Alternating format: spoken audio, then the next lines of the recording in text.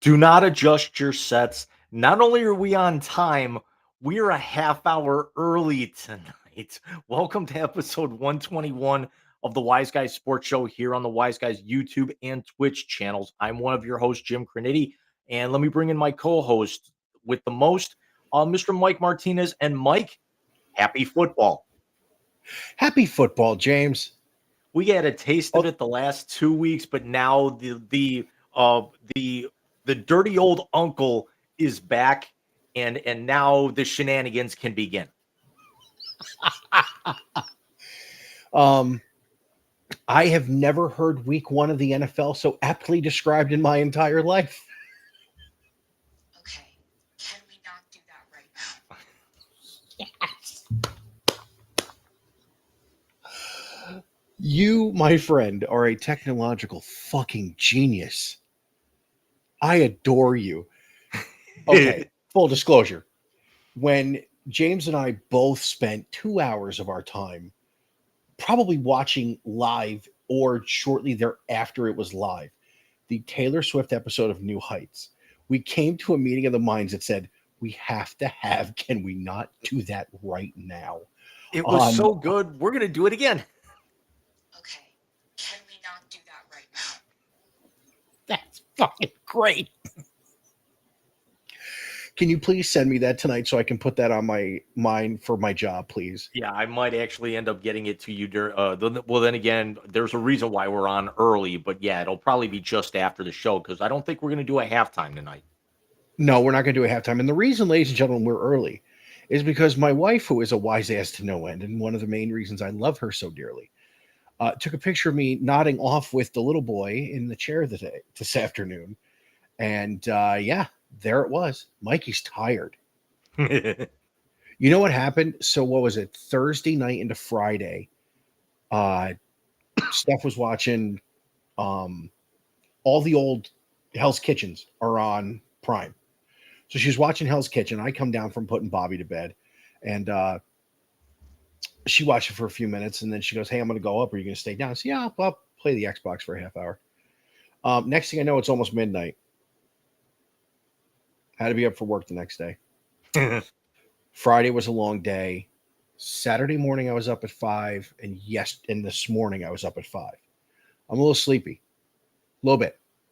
Yeah, that was me the last couple of nights. Friday, like Thursday, I was woke up at 4:30. Had a long ass day. Friday, with everything I had going on, you know exactly what that was. Because I was in constant contact with you most of Friday. Exactly. Woke up at 5:30. Didn't have to start until 9. Was off at 1, and then just kind of everything else that had to go on, but ended on a very, very positive note. It did. And then Saturday was up at 5:30, and then this morning was up at 6. And the worst part about it is it's the mental alarm going off. It's not like I set an alarm. The kid didn't wake me up. The cat, Luna, the cats didn't wake me up. My eyes just kind of shot open, and I hate that. Yeah. I like lay there for a minute. I'm like, you son of a bitch. What are you gonna do? But since the dirty old uncle is here, James, what do you say we dive into week 1 of the NFL and kick this show off proper? It's the 3 biggest topics in the world of sports from the last week. Get ready for the Wise Guys hat trick.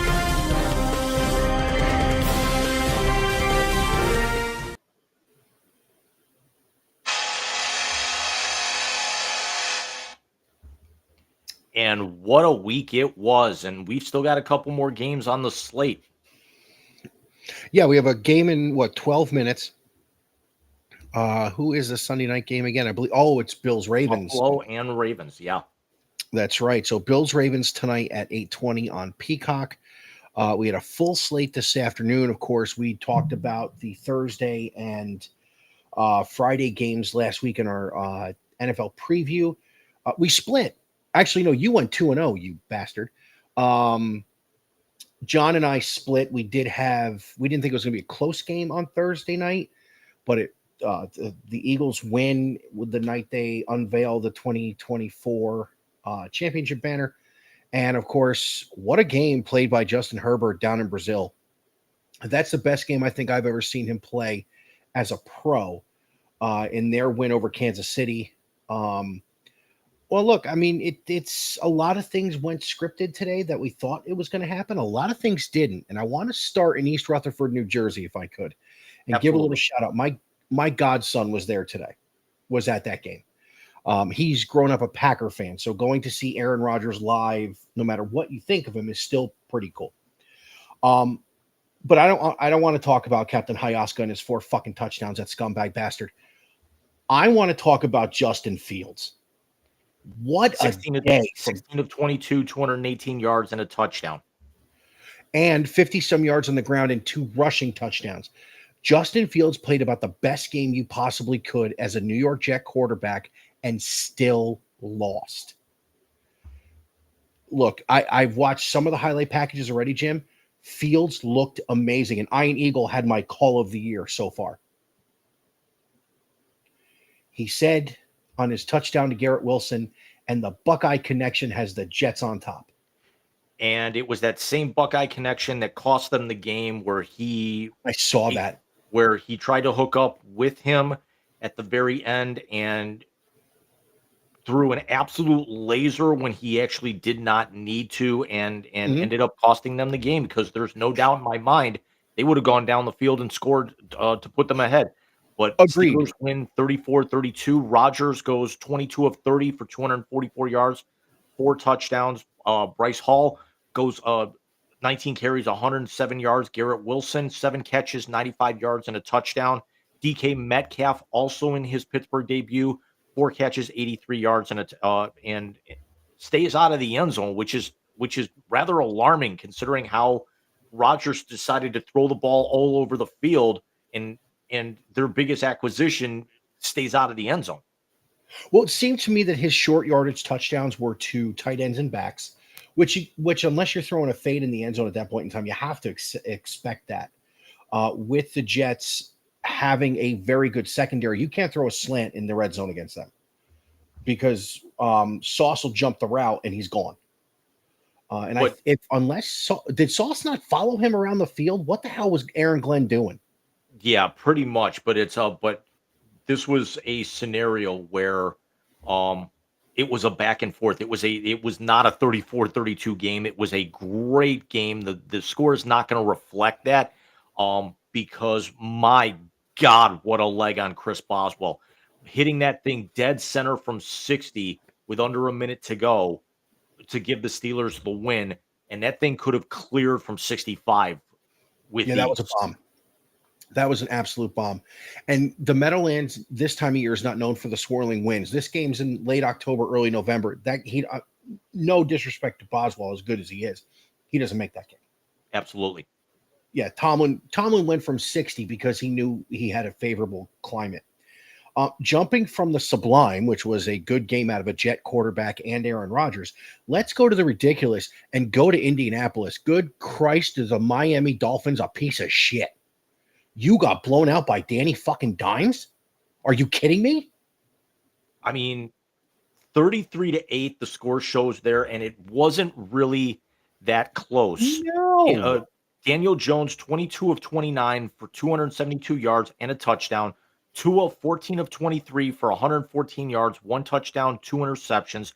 Jonathan Taylor, 18 carries, 71 yards. Michael Pittman, 6 catches for 80 yards and a touchdown. Tyreek Hill, 4 catches for 40 yards. And it was a game that Indianapolis was about 6 minutes away from a shutout. I'm sorry, I didn't mean for the gyrations there. Did you say Daniel Jones didn't turn the ball over? That's correct. So not only does Anthony Richardson lose his starting job, could Indianapolis possibly be this season's version of taking a guy who was cast off like Sam Darnold was last year and being able to try and do something as they're running the Carrie Underwood package on NBC, to lead into the telecast. But could Daniel Jones possibly be that for Indianapolis, because they were sharp and this was a Miami team that knocked on the door of the playoffs last year? It's entirely possible. Indianapolis has something the Giants never did, which is a decent offensive line and really a above average running game with Jonathan Taylor.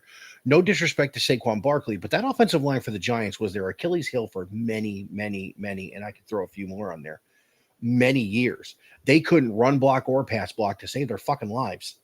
But this team that Shane Steichen has put together, along with their GM and now the daughters, Irsay, look, they're going to make some noise. They're going to make some noise. And their defense forced 3 Miami turnovers today. They ended up with 27 first downs, 7 of 15 on third down, 3 of 3 on fourth down, and owned the ball for nearly 40 minutes of this game, 38-43 to 21-17. I mean, of all the games that we saw today, we're going to go to Lambeau here in a couple of minutes, but that was an ass whipping. That might have been the biggest ass whipping of the day, because that was the one that we saw in Lambeau. We knew was going to take a turn after the events of last week, but this was not one that anyone really saw coming. No, if I had to pick this one, I would have picked Miami to win that game, probably by a touchdown. Indianapolis is better than a lot of people are giving them credit for. But what the hell? That was insanity. The only other ass whooping that was worse was what Washington did to the Giants. Right. And I mean, that was completely expected. Nobody thought that the Giants were going to actually have, much of an answer there. Did you see the Scatterboo highlight from that game? What's that? Did you see the Scatterboo highlight from that game? I did not. Okay, so he takes a pass out in the flat, and literally runs over a third of the Washington defense. And never mind runs over, ran the fuck through. He was bouncing dudes. Jaden Daniels, 19 of 30 for 233 yards and a touchdown. Russell Wilson, 17 of 37 for 168 yards. He also ran 8 times for 44 yards, was the Giants' leading rusher. Malik Neighbors, 5 catches for 71 yards. Deebo Samuel, his first game after leaving San Francisco, 7 catches, 77 yards. Listen, the Giants are in for a long season. What do you think the over-under is on Jackson Dart? Middle of the season. I'm not sure when their bye week is, but I have to think that. Here's the other thing that kind of caught me by surprise. Washington, we knew that they were going to dominate here. 432 yards of total offense, but 12 penalties for 89 yards, and nobody turned the ball over in this game. And that's not characteristic of between these two teams. No, it's not. And let me say this. It's not it's characteristic for Russ. Russell Wilson will throw a bad incompletion before he throws a bad interception. I will give him credit where credit is due. But a fumble, a pick, a muffed punt, something. Yeah, but Russ doesn't turn the ball over. I mean, that's been his MO his entire career. That's why Pete Carroll gave him the job as a rookie for the Legion of Boom Seahawks. I also think the So, NFL needs to change to where turnovers on downs should count as turnovers. okay. I that doesn't bother me either It's way. still a takeaway. It is still a takeaway. The only reason I would put any kind of pushback on that is if you are, it's going to be a negotiating tactic. The NFL already does underhanded negotiating tactics. The fact that they don't have guaranteed contracts. But if you do that, you turn a guy like, let's use Aaron Rodgers as an example, just because he never threw a lot of interceptions. But you throw a guy like that whose interception to touchdown ratio going into a contract year could be 35-7. But if you do that and you land it on the quarterback, it's 35 and say 12. Well, you're going to cost them money. And it's not the player's choice to go for fourth down. And it's not him calling the plays anymore. It's not like it's Joe Montana or Elway, or even we're talking about the Giants, Phil Simms, or Theismann or Mark Rippon or Doug Williams. They're not calling their own plays. It's being fed in through the microphone. Shout out to John. And it's you run the play or you check out of it, but then you got to hear about checking out of it. So it's a no-win on either end. I'm going to go back to Indianapolis for 1 second and bring up the GC24 Sports Note number of the week.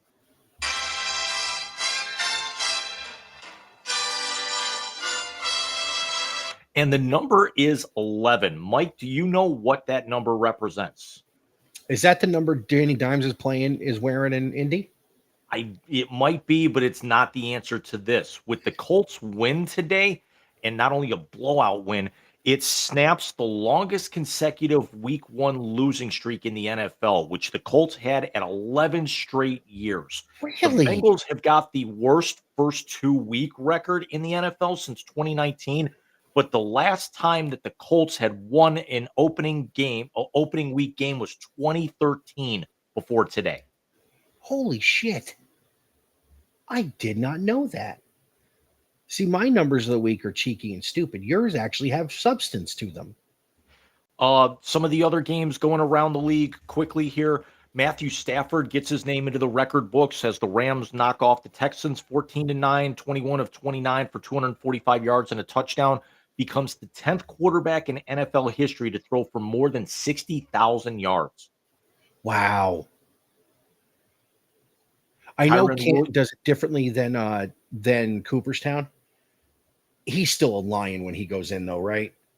But I don't know about that because he won his title with the Rams. You would think he'd go in as a Lion, but as great as he was with the Lions, the majority of the success that he's going to be known for is his postseason success now that he's gone to Los Angeles.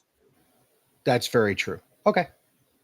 Kyron Williams, 18 carries, 66 yards. Nicholas Chubb, we don't have to call him Nicholas Jamal anymore, unfortunately and respectfully. 13 carries, 60 yards in his Houston debut. Puka Nacua, 10 catches for 130 yards, led all receivers in all of football in week 1. Jamar Higgins, 2 catches for 32 yards for the Texans. CJ Stroud, 19 of 27 for 188 yards and 1 interception today. Listen, it was a tough day for Houston, but the Rams defense, the one thing we didn't talk about last week was the Rams defense going to be nasty. Mm-hmm. They finally rounding into form post the Aaron Donald retirement, so I give them a lot of credit. CJ will bounce back. In New Orleans, the Cardinals come away with a 20-13 win. Spencer Rattler in his starting debut, 27 of 46 for 214 yards. The Cardinals now 1-0. I'm sorry. Is Alvin Kamara just done? Apparently, according to the numbers here as it's coming up, 11 carries, 45 yards, and a touchdown. Matter of fact, it was New Orleans' only touchdown of the game. Okay, so out of the 19 or however many plays they ran, so he threw 46. So that means they ran a minimum of 57 plays, if nothing else. Good God. 315 yards of total offense, and that's all that they could manage was a touchdown and 3 field goals. Jesus. I see Harrison caught the winning touchdown for Arizona. Yes, he 5 catches, 71 yards, and a touchdown. Kyler Murray, 21 of 29 for only 163, but 2 touchdowns. Yeah, and he didn't turn the ball over, which for Kyler, especially the last couple of years, is pretty big. Can we stay in the AFC South and let's talk about what I thought was one of the better games of the day, and that was the reigning NFC South champion, Tampa Bay Buccaneers, and our old friend Baker Mayfield in Atlanta to open the season. You think Michael Penix and Bijan wanted to start fast today? Holy shit! That was you are correct. That was probably outside of the Jets game. That was the most entertaining game of the day. Michael Penix, 27 of 42 as the day one starter for the Falcons, taking over for Kirk Cousins. Uh, um, 298 yards and a touchdown. Algier, 10 carries, 24 yards. There wasn't a whole lot of rushing, as Andre Reed is about to say. Actually, he just did. The best names in Buffalo sports. Bijan Robinson, 6 catches for 100 yards and a touchdown, as they still, even with new coaching staff, can't figure out why they don't run this guy, but still coming out of the backfield for 100 yards. Mayfield, 5 carries for 39 yards, was Tampa's leading rusher. So nobody got a whole lot done on the ground in this game at all. Baker Mayfield, 17 of 32 for 167 yards, 3 touchdowns. Emeka Ibuka, 4 catches, 67 yards, and 2 touchdowns, including the go-ahead winner with about 118 left to go after Penix had actually put the Falcons up with a 4-yard touchdown run. I tell you what, when I watched the Baker episode of New Heights, and he couldn't say enough about Emeka Ibuka. And again, this is going to sound like I'm tooting the horn of where he went to school in my fandom. You don't find many complaints about the Buckeye wide receivers when they come into the NFL. Brian Hartline has run a hell of a wide receiver room for the last so many years. And apparently, from what I heard listening to the game over the weekend, he's still running the wide receiver room as the offensive coordinator. Mm-hmm. So the pedigree Hartline had, of course, Canton, Glen Oak, Ohio State, the Dolphins, the Browns. His guys go into the NFL prepared and ready to play. I've got the Bills game on, and first pass of the year, and there's already guys pushing and shoving at each other. So it's going to be a fun night, regardless of who wins this game. Couple more games, the fucking every ribbon possible. Couple more games going around. What a debut for the Las Vegas Raiders with a 20-13 win over New England. Now that was not a huge surprise, but Drake May, 30 of 46 for 287 yards, a touchdown and an interception. Brock Bowers, 5 catches for 103 yards for the Raiders. Ashton Genty, 19 carries, 38 yards, rather pedestrian, but did get in the end zone. Geno Smith, 24 of 34 for 362, a tutty and a pick. Well, Geno had his best years under Pete Carroll. He's the one who resurrected his career. I mean, remember, anybody who leaves the Jets knows what they're doing. By the way, my favorite meme of the day is it says Aaron Rodgers with the Packers, and it's Rodgers in a Packer jersey. Aaron Rodgers with the Jets, and it's Zach Wilson. Right. Yeah. Aaron Rodgers with the Steelers. Yeah. What did Travion Henderson do? Do we have any numbers? 5 carries for 27 yards. That's not bad. Almost over 5 yards a carry. This was a game that featured over 700 yards of total offense. Yeah, that's not a Vrabel type game, though. I'm shocked by that. 336 for the Patriots, 389 for the Raiders. Each team had a turnover. It was a very close game throughout. But the Raiders put up 10 points in the third quarter, and that really proved to be enough because they just traded field goals in the fourth. Yeah, I think the Raiders are going to be better than advertised this year too. Pete Carroll is a hell of a coach, and he also knows that he's 104, and he can't do it like he did when he first got to Seattle. So he's brought in a very good staff. Excuse me. So I like where the Raiders are. Drake May is going to get better. I honestly believe that. I think Drake May is going to get better. Remember, Mike Vrabel won with, oh my God, who was the cast-off quarterback he won with? Tannehill. Yeah. He won with Tannehill in Tennessee. So let's see what he does with a guy who can actually sling it. A lot Blowing better. through some of the 4 o'clock games. Denver, a 20-12 win over Tennessee. Bo Nix, 176 yards and a touchdown. Cam Ward was, as it's coming up, at 12 of 28 for 112 yards, did not turn the ball over. So kind of what we expected there, although it was in doubt as Tennessee was driving to try and tie the game late and just could not get enough under there. The 49ers hold on for a 17-13 win in Seattle. Brock Purdy, 26 of 35, 277 yards and 2 touchdowns. Christian McCaffrey, who was originally thought not to play in this game, 22 carries, 69 yards, and Jackson Smith and Jigba for the Seahawks, 9 catches for 124 yards in his season debut. Did you see how that game ended? I heard about it, but I didn't actually see it. So Purdy takes him down for the clinching score. First of all, Kittle left early with a hammy. Correct. So his backup actually caught the winning touchdown. But Purdy takes him down, and it looked like you were playing in the backyard. He's running away from dudes, and he finds a guy last second. And the tight end from San Francisco, and I don't know what his name is, so I apologize in advance, literally took it out of a defensive back's hands. And then Nick Bosa strip Jake sack. Congus. Okay.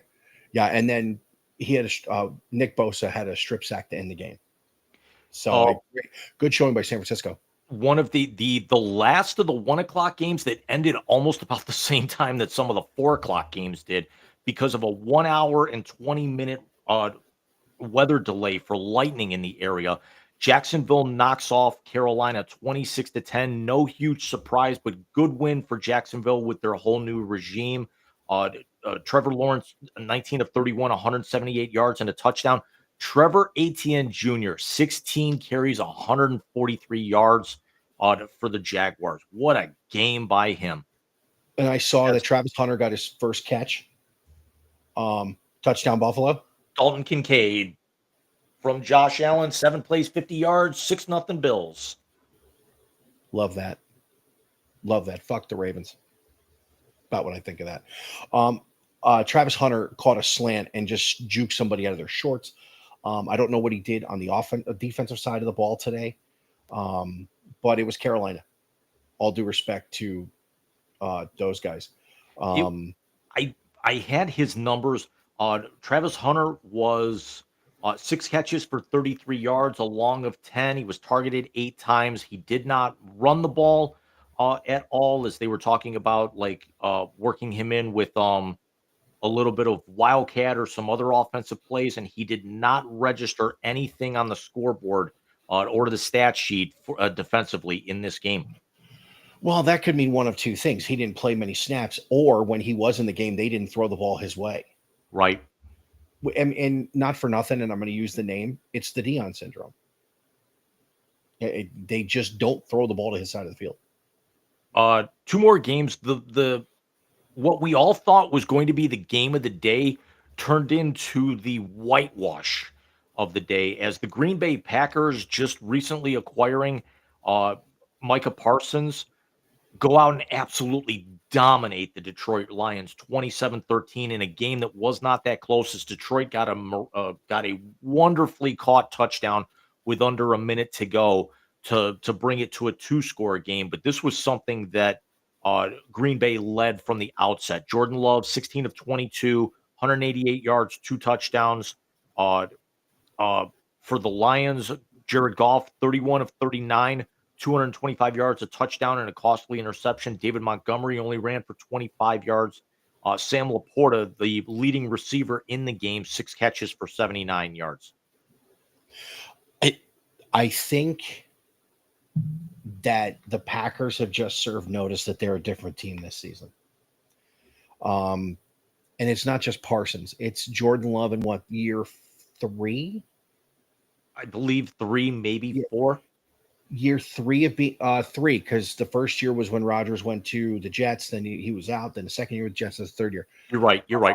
So Jordan Love in year 3 as a starter. I want to say that's when Favre and Rodgers also won their Super Bowls, in year 3 as the starter. And we talked about it last week with John. We did at that, and they all did it in their age 27 season. Adding Parsons humongous, absolutely humongous. I'm surprised I didn't see Matthew Golden's name more in this game, but he will be a very, very good addition for Jordan Love to throw the ball to. They did throw a stat out when I was watching that game, as it was the marquee game on CBS, which was weird because the last game that we're going to talk about is the one that you and I paid most attention to naturally. But that was on Fox, and then the NFC game was on CBS, which was where does this make sense? Yeah. It's been like 2 or 3 seasons and no one's used to it yet. Yeah, but they actually said that last year with the Vikings, the Lions, and the Packers all making the playoffs, it was the 7th best winning percentage by any division when you add the Bears into that since the merger in 1970. But it was also the first time ever that 3 teams had made the playoffs in the current format since they expanded it, and none of them won a playoff game.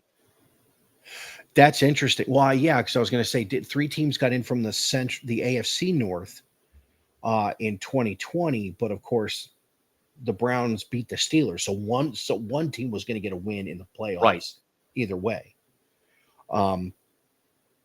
Yeah, can we talk about that shit show on the banks of the Lake Erie, please?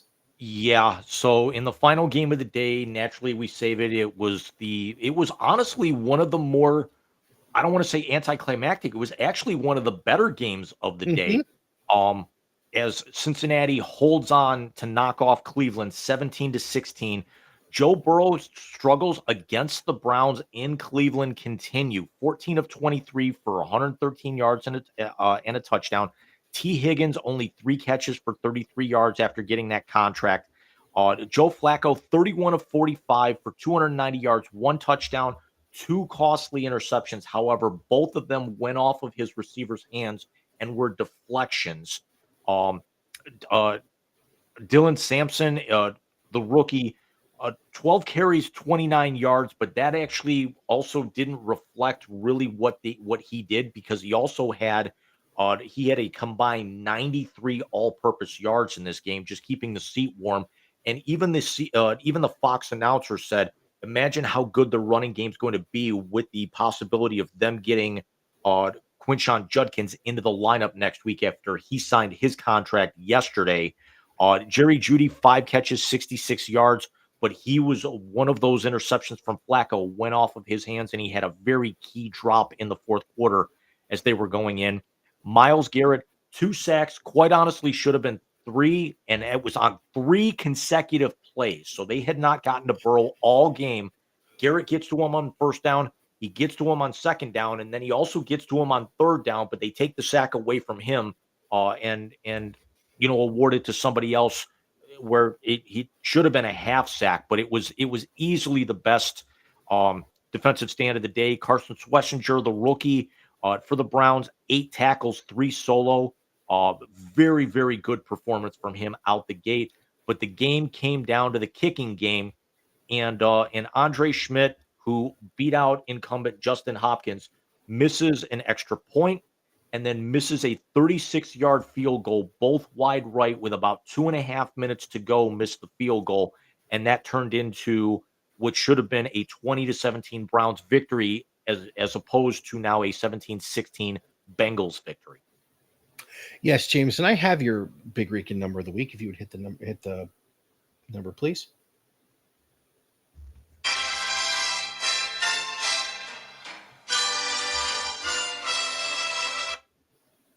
And that number this week is the number 77 / the number 1. And James, do you know what that stands for?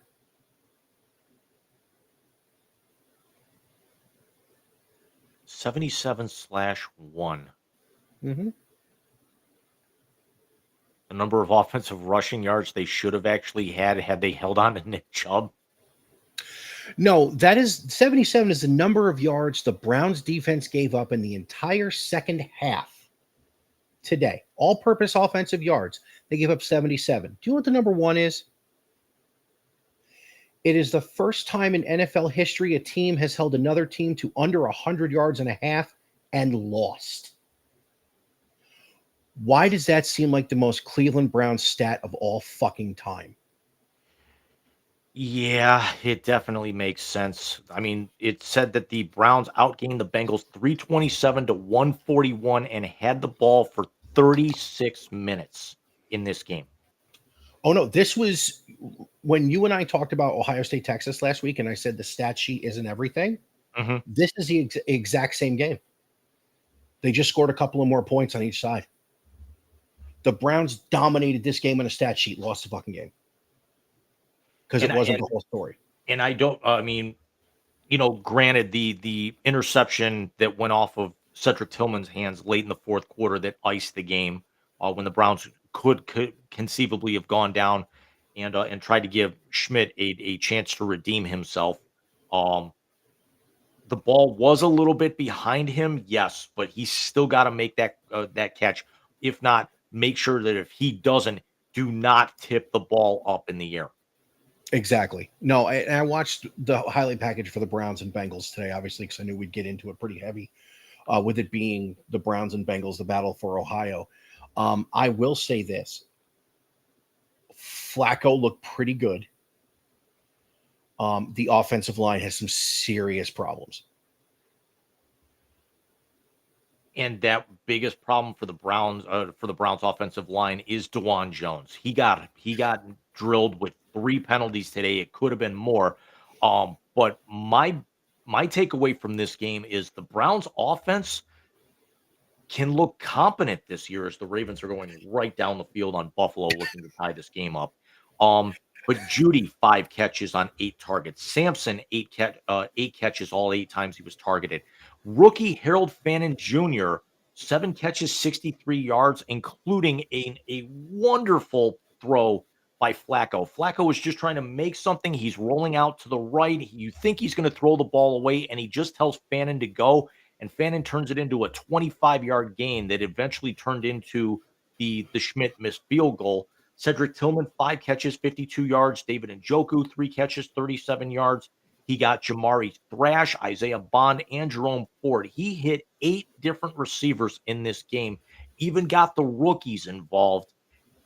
And it feels like it was just for the performance that Miles had in the fourth quarter, taking over the game, how good that Carson Schlesinger played the entire game. This was one that they kind of deserved to win. I feel terrible for Andre Schmidt in his first NFL game, going out and having that terrible of a game, even though he hit his first extra point earlier. Then again, I'd have to. Yeah, he did hit a field goal earlier in the game, but he missed everything else. That was it. And Stefanski said he's not going to pull the plug on him, but you got to think that they've got to be looking to bring in at least one, if not 2 more kickers by this time next week after the Ravens game. Yeah, I think they absolutely should. I mean, this has been the bugaboo of the Cleveland Browns over the last 10 years. I mean, if you think about it, well, never mind 10 years. This has been the bugaboo of the Cleveland Browns since fucking Phil Dawson retired. Right. They should have won week 1 in 2018. They end up tying the Pittsburgh Steelers because they couldn't hit a fucking kick. You lose in New Orleans the next week because you couldn't hit a kick.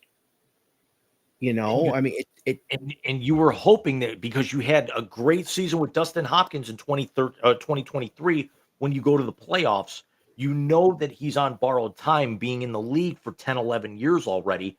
And then he goes out and has a terrible year last year, to where they still owed him money on his contract. He signed a 2-year extension and they cut him out of training camp in favor of Andre Schmidt, who was kicking in the UNFL with the St. Louis Battlehawks last year. His first NFL game, he says he's got to actually start, looking at the tape and everything.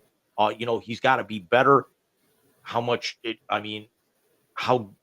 activity he's actually going to get next week, or at least the next 2 weeks, because they're in Baltimore next week and then they host the Packers. Good luck. He might only be out there at that point for, a couple of chip shot field goals, or like the first or second half kickoff the next 2 weeks. yeah, no, they're going to get their clocks clean the next 2 weeks. I will say this on the other side of the ball, and let's talk about the Cincinnati Bengals for a minute. Joe Burrow's fitting to die.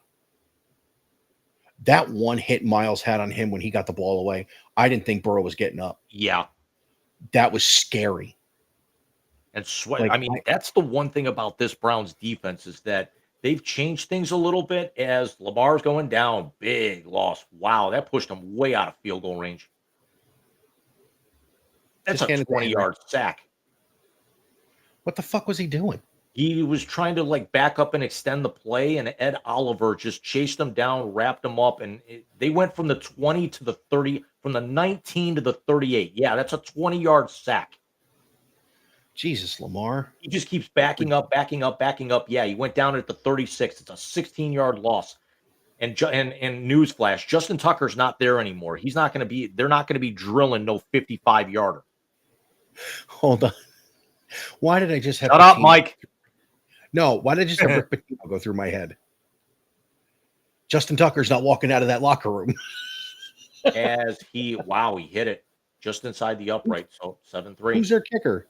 No idea. I'm going to find out here in a second because it's actually going to post it to the ESPN thingamajig. Tyler Loop. Okay. So let's talk about the Cincinnati Bengals, who are the team I picked to go to the playoffs after missing last year. If they can't protect him, he's going to be hurt again for the fifth time in his career. Yes. I mean, I don't understand this, James, and maybe you can help me help explain it to me. Is it because they're in fucking Kentucky? I mean, seriously now. You spend 95% of your salary cap on one defensive player, two wide receivers, and your quarterback. If the quarterback ain't walking, what the fuck good are the receivers? And keep in mind that the defensive lineman who's led the NFL in sacks the last three of the last 4 or 2 of the last 3 years or something like that. He led the NFL in sacks last year. It's only on a 1-year deal, so they're not committed to him. No, and they're not. I don't think that the Bengals ownership is committed to doing anything other than putting asses in the seats to see Joe Burrow get the fuck beat out of him week in, week out. Paul Brown's rolling over in his grave. But we got a good one going on in Buffalo. We should hopefully have a good one tomorrow. It may not be great because let's admit Chicago's on the come up, Minnesota's on the come down. This is more, marquee kind of rivalry than anything. They were hoping that this game was going to be bigger than it was tomorrow night.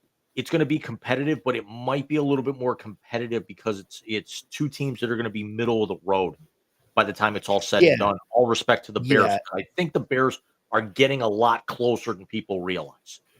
Yeah, no, I think they are too. And remember, it's a doubleheader tomorrow night. I thought it was a doubleheader tomorrow night. No, it's because of the Thursday and Friday games. There's no doubleheader tomorrow night. Oh, that's right, because they would have the Chargers and Chiefs would have been the second Monday night game. Right. Yeah, and things to watch for Monday night, ladies and gentlemen. There's a doubleheader next week. Next week, okay. You have to watch how. What's the doubleheader next week? Tampa at Houston at 7. The Chargers and Vegas don't kick off until 10. That game's not going to end until 2 in the morning. I'm going to fuck to bed. Yeah. And and that's what sucks is with the Raiders getting the win and the Chargers getting the win, it's going to be a decent enough game to watch. Am I staying up until 2 a.m.? Hell no. No. And again, I only, I'll pay attention. I won't actually sit and watch NFL. If I'm going to sit and watch football, you know what I'm watching. I'm sorry, Lamar. I understand that it's a little chillier in Buffalo. You should not be wearing the full ski mask garb in week 1. We're still like the first week in September. It's still in the low 60s up there. You big pansy. Yeah. But something to look at from tomorrow night. If I'm not mistaken, this is JJ McCarthy's first start Monday night. Correct. It'll actually be his first game because remember he got hurt at near the end of training camp last year. Didn't even suit up for a preseason game. No, and we'll see how Caleb Williams does in his second year in the NFL. But I think the thing to watch, James, Caleb Williams notwithstanding, let's see what JJ McCarthy's made of. Because remember, for all the crap you can give me about being a Buckeye fan, there are two things that are very true. One, JJ McCarthy got a lot of stats out of a team that knew what was coming. And two, he never won a game with his arm. You can't do what that Michigan team did for 2 years with him as the starter. You can't do that in the NFL. The Ravens can't even do it, and they have a running back at quarterback, and they got Derrick Henry, who's the biggest bomb motherfucker running the football still. Because when you think of backs in the NFL, it's Saquon and Henry are one and 1A. Is they're showing So, Josh and Haley's wedding photos. aw. We were watching Are You Smarter Than a Celebrity today. It was so good. Because we finished Pop Culture Jeopardy. Very good, by the way.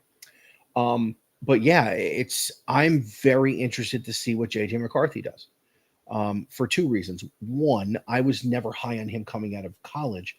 And two, not to sound like this, but if he falls on his face, which is entirely possible, it is going to give a lot more credence to what his team was doing when he was in school. And it's going to, and again, this is not scarlet colored glasses here. It's just what it is. It's going to give a lot more credence to they played so good because of what the shit they were pulling, as opposed to the talent, which they have a lot of. So we're not going to do 45 minutes every week on the NFL, but for week one, we absolutely have to, as James Cook just gets stuffed for a 3-yard loss on 3rd and 1.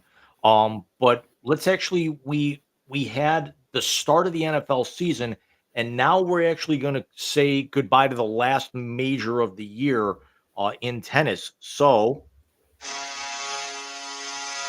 Is that the Rangers? Is that the Rangers goal? that was the Blues. Gotcha. New Jersey's on the way. It'll be here later this week. Gotcha. So the U.S. Open, the final major of the tennis season, and what is called what I think is one of the coolest weekends you can have in all of sports. You go to the U.S. Open at night and a Met game in the afternoon because they're literally across the street from each other. Still on the bucket list. What's Sablenka's first name? Elena Sabalenka defends her championship in a 2-set thriller over Amanda Anisimova of the United States. It was Anisimova. What a year for her. 3 Grand Slam finals, although she did not come away with a championship.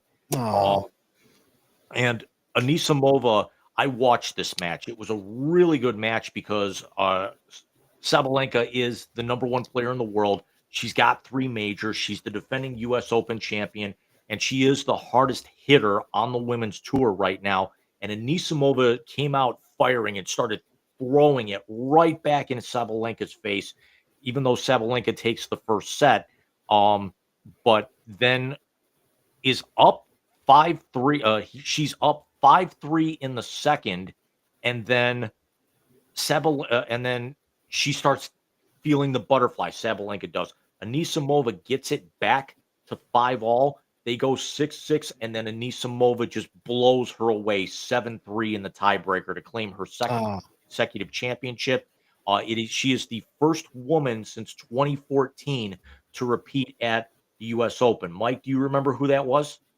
Oh, Serena. Absolutely. That was Serena's 3rd consecutive championship. And listen, hats off. First of all, to win a major in any of the individual sports, be it golf or tennis, is hard enough as it is. Tennis, I think, is a little harder than golf. Golf's 4 rounds. How many matches you got to win a major in tennis? I think it's 5 or 6. 6, because they do 128 with the draw. Might be 7. Because the NCAA is 6, so it might be 7. You know what? It is 7 because you play 3 rounds, then the quarters, then the semis, or then you get through it's 3 or 4 matches before you even get to the quarters and semis. And I watched the 2 semifinals on Thursday. Sabalenka gets pushed to the limit by Jessica Pegula, the 4th seed, the hometown girl that we talked about last week. She wins that match 4-6, 6-3, 6-4, and one that Pegula just would never go away in. And Anisimova dethrones former champion Naomi Osaka 7-6, 7-6. I'm sorry, 6-7, 7-6, 6-3 to set up the championship. The U.S. Open Wimbledon's fun. Roland Garros is fun to watch. Even if you're up early enough in the morning, the Australian Open can be fun to watch in January. There is just something about that tournament in Queens. Yeah. I don't know. I mean, you probably remember this, but the Jimmy Connors run in the early 90s Yeah. was just insanity. My two favorite matches I've ever watched from there. One was a women's and one was a men's. And my favorite women's match was when Lindsay Davenport won her US Open. Mhm. That was my favorite. She was I my think it's something favorite. because with the Aussie Open and also in Flushing Meadows, they're the hardcore championships, The but hardcore it's too. something about with the US one that it's got the retractable roof and everything. It's late in the summer, whereas in the Australian Open, since it's so early in the year, it's their summer, and you got players complaining about 110-degree heat, so it's almost unplayable level conditions at Mhm. some points. But again, it's also something where again, a good chunk of the crowd is that's going to be watching is either from Europe or the United States, and we're talking 6-hour time difference at least with the finals today. For both the men and the women. The women yesterday. Sabalenka with her home country of Belarus. She's that match starts at 4. It's still but then again, if the match was at 4 here, that match isn't starting until 11 o'clock at night in her home Yeah. country, but it's still something where, they're able to watch it as opposed to not having to get up at 3 o'clock in the morning, like if they wanted to watch live coverage of the British Open in golf. Yeah. No, absolutely. So hats off to Sabalenka getting that back-to-back championship.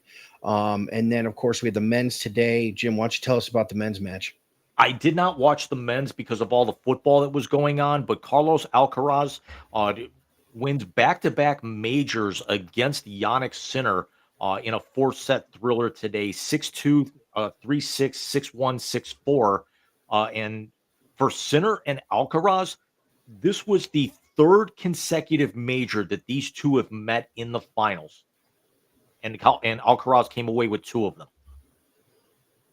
Did Sinner win Wimbledon, Sinner, or did he yeah, win the French? Alcaraz won French, Sinner won Wimbledon, and now Alcaraz down Sinner in Flushing. Okay, and then Alcaraz also with that win becomes the number one player in the world. I believe Um, so. Yes. no, no, that I saw on ESPN when I saw who won. Um, Djokovic's run is over after an epic. It basically went from Federer right to him, right? Yeah, it's he lost in the semis to Alcaraz, where he just even said that he got dominated. He lost in straight sets, 6-4, 7-6, 6-2, Jesus, how old is Novak Djokovic? 38. I was gonna say he's at the end. Yeah, it's a Um, 20. I want to say he's got 19 or 20 or 21 men's singles championships. I think he's only behind Serena for most majors, men or women. Yeah, his world ranking is slipped to seventh. Um, so I mean, I don't think he's got one more run left in him. But I will say that some of the highlights for me has just been um because people forget he is really good friends with Elena Sabalenka, and there's just some really really funny clips of them on the practice courts, um, nice. in front of fans where he's like standing with his back to her, but he's got his foot on the dividing line, and she's got to hit serves around his leg without hitting him.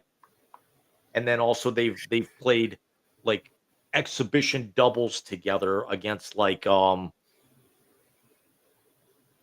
I can't even think of who, but it's a mixed doubles thing, and all the players are mic'd up and nobody's taking it seriously.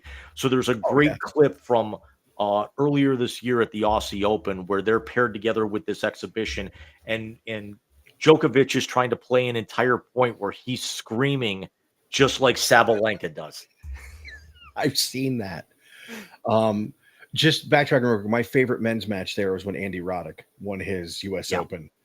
I mean, he just went out and owned that match. But I'll tell you what, I think Alcaraz is set for a few years now. Do Yeah, we have it? Wait, where's Sinner from? Italy. Yeah. Do we have an American male that's going to take a run at this? Um, oh, it's what was his name? Maybe Tommy Fritz, who's the fourth ranked player in the world that Djokovic beat in 4 sets in the quarters. Possible. I mean, because when we were growing up, dude, it was Courier, it was Chang, it was Agassi, it was Sampras, it was the beginning of Andy Roddick. It was, I mean, come on, dude. And all Yeah, the women were American too. You know, you had the tail end of like Chrissy Everett. yeah. Um, of course, Martina Navratilova, of course, emigrates to the United States and becomes an American citizen. She played for us. But you had Lindsay, you had Capriati, you had Venus and Serena, you had, I mean, it just seems to me that tennis has gone from here to here. It's, you know, it's almost like golf. I mean, well, then again, we only had one player that was dominating for 10 years on I the mean, links. And now you're it's, right because you think about it with the U.S. women. Coco Gauff has got 3 major championships, yeah, but she went out a little bit earlier than expected in this tournament. Just Jessica Pegula can't really break through as Derrick Henry goes to the house. Um, Jesus. Jessica gets as far as she had. Anisimova having such a great year going to 3 finals, and yet she runs into the buzzsaw that is the number one player in the world. And Sabalenka's coming up on a full year. I want to say like October 24th will mark 1 full year for her as number one in the WTA rankings. Jeez. Listen, I'll say this. It is on the bucket list to get to the US Open. As a sports fanatic, Wimbledon would be cool. Just to go to the All England Club just once. Yeah. I don't plan on ever going to England, but again, it would be cool. Because you know why? It would be great to be able to go to the US Open in person. Why? So you can actually be there before the national telecast gets ordered to start drubbing out the booing from the audience because Mr. Quite frankly, I'm a worthless fucking fat ass who shits his pants. gets booed out of the stadium where they're holding people from coming in to be able to let him in, and they're still booing the shit out of him. Oh yeah, that's everywhere he goes. I just love the fact that, somebody actually said, somebody put a photo and it's like his ankles are like super wide. They're almost like wider than his shoes. So Yeah, it's and not for nothing. Health, you never want to see anyone in failing health ever. It's not cool. This one doesn't hurt. But what do you say we finish out the hat trick tonight with something a little unscrupulous that's going on in the NBA? And I don't mean having anything to do with a network.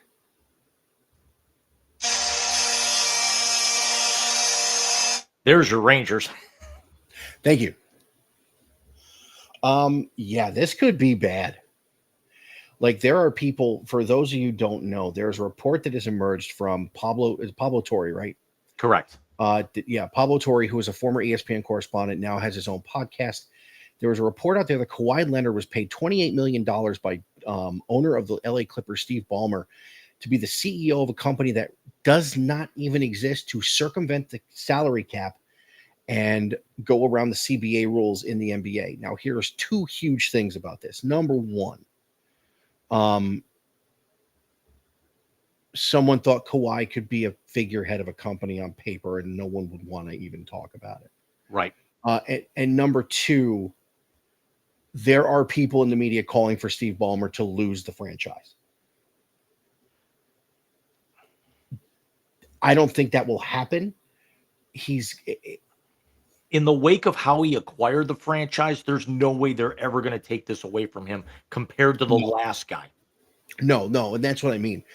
When you buy it from Donald Sterling, who is basically, As they're doing overhead shots of the new Highmark Stadium, the exterior is basically done. Yeah, well, they've got to step on it because in a couple of weeks it's going to start fucking snowing. Right. But anyways, going back to Steve Ballmer, I mean, first of all, let me say this. The LA Clippers are only this good because Steve Ballmer has actually put his money where his mouth is and has wanted to make them a winner. Now, did he possibly do something fully illegal according to CBA rules? He probably did. But I asked the question. You're telling me Dolan didn't do something like this with Cablevision's board for Carmelo? Come on now. Come on. Right. Of course he fucking did. And if anybody should lose their franchise, it's Dolan. I am sure that players for the Cavaliers have been paid as usher roadies to get a few extra bucks. Yeah, but we Gives think a shit. we hope that one day Dolan loses the Knicks, but the problem is the Knicks are so valuable. It's going to be like the Yankees. There's not you could probably name on one hand the number of business owners that want an NBA franchise that are going to be able to pony up the cash to be able to take that off of his hands. He'll never sell that. He'll never sell that team. And I got news for you. As far as the other one you mentioned goes, they can try and sell the Yankees. No one wants them. Same thing with the Cowboys. No one's going to buy the Dallas Cowboys. Nobody's got to. I mean, yeah, because nobody with. I mean, with the Cowboys, who's got $10 billion lying around? With the Yankees, who's Steve got Cohen. $7.8 billion lying around? Yeah, there's going to be a conglomerate, to come together with that. It's going to be a partnership and everything, and it's going to be a rollback type thing. Like what we saw when really any sport you buy in low, low, you get a piece, and then eventually you start. It's a trickle back effect to where you're Yeah. taking more and more of the franchise over time. So it's an out clause. Yeah, and basically the only one that wasn't like that was Steve Cohen's purchase of the New York Mets. He was a minority owner. He had 5%, and he got tired of them losing. And he's like, screw this. I'm buying this fucking team. We're going to win. And to his credit, he has done his best to do that. But as far as this goes with Kawhi, I don't see why it was done.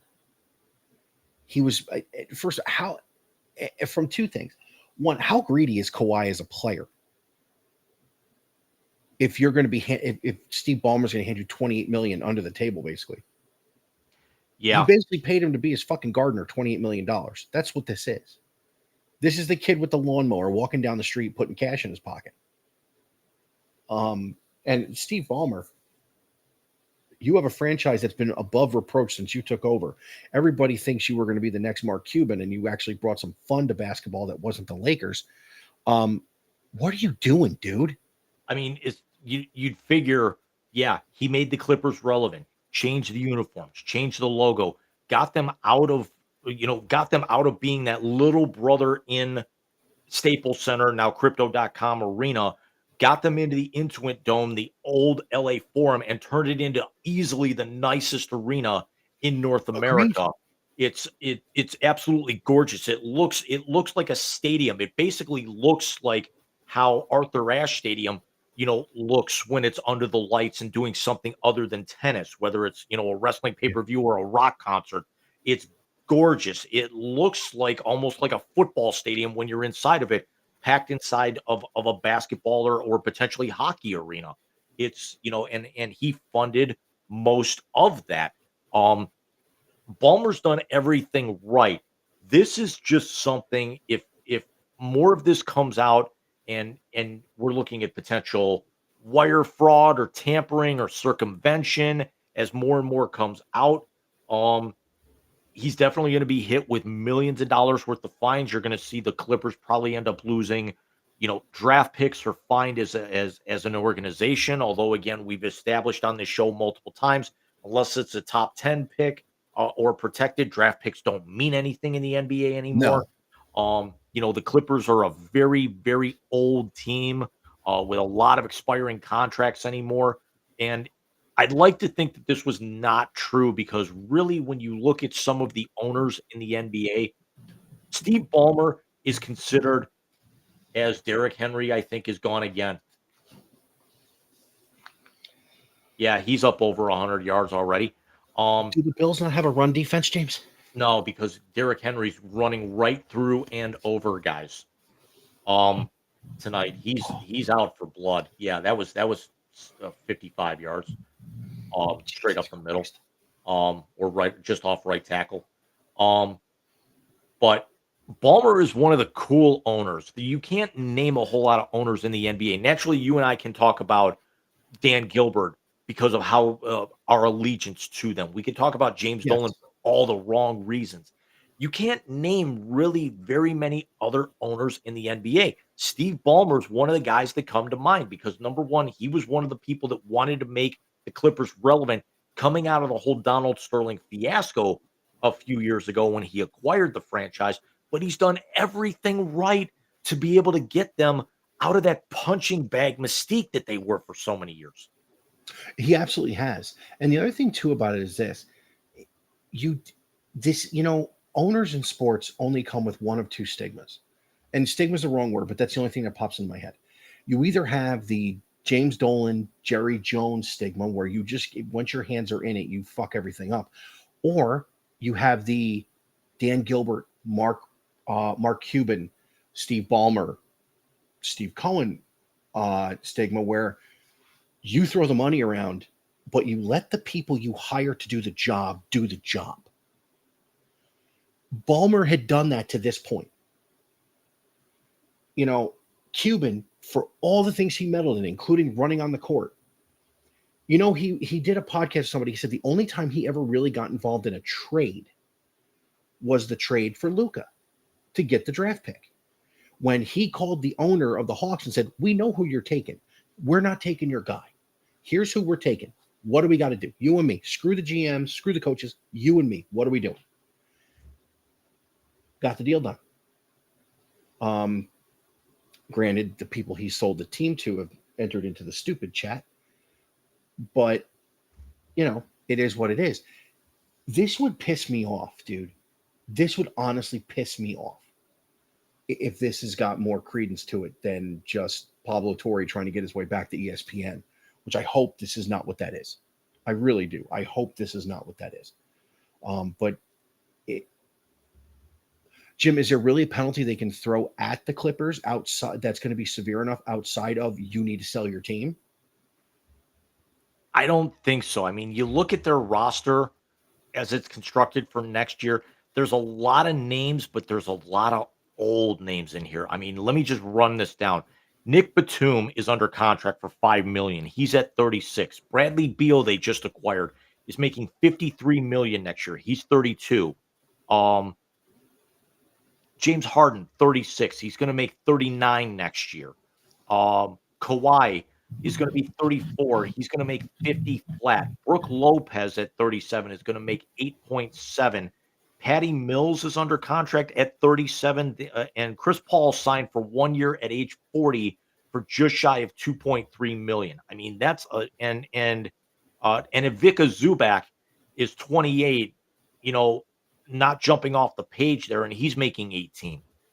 So there's a lot of old names out there making a lot of money, and there's not going to be a whole lot of results here, uh, you know, because none of these guys play full seasons anymore. They're not even close. Remember, this is a team that actually had, you know, Paul George on their roster not long ago. They had Chris Paul, let him go, and then now brought him back under the league minimum for Paul to basically come back to LA and then retire.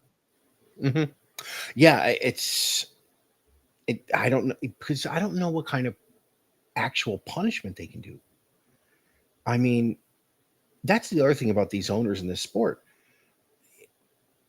You have owners that overstep and franchises get penalized. What do they get penalized with? The New England Patriots have 3 Super Bowls where they cheated to win all 3. What happened to them? A fine and they lost some draft picks? Mm-hmm. Who gives a shit? You have 3 Super Bowl rings. They don't lose a Super Bowl ring from the year Brady did the Deflategate thing, as stupid as that was.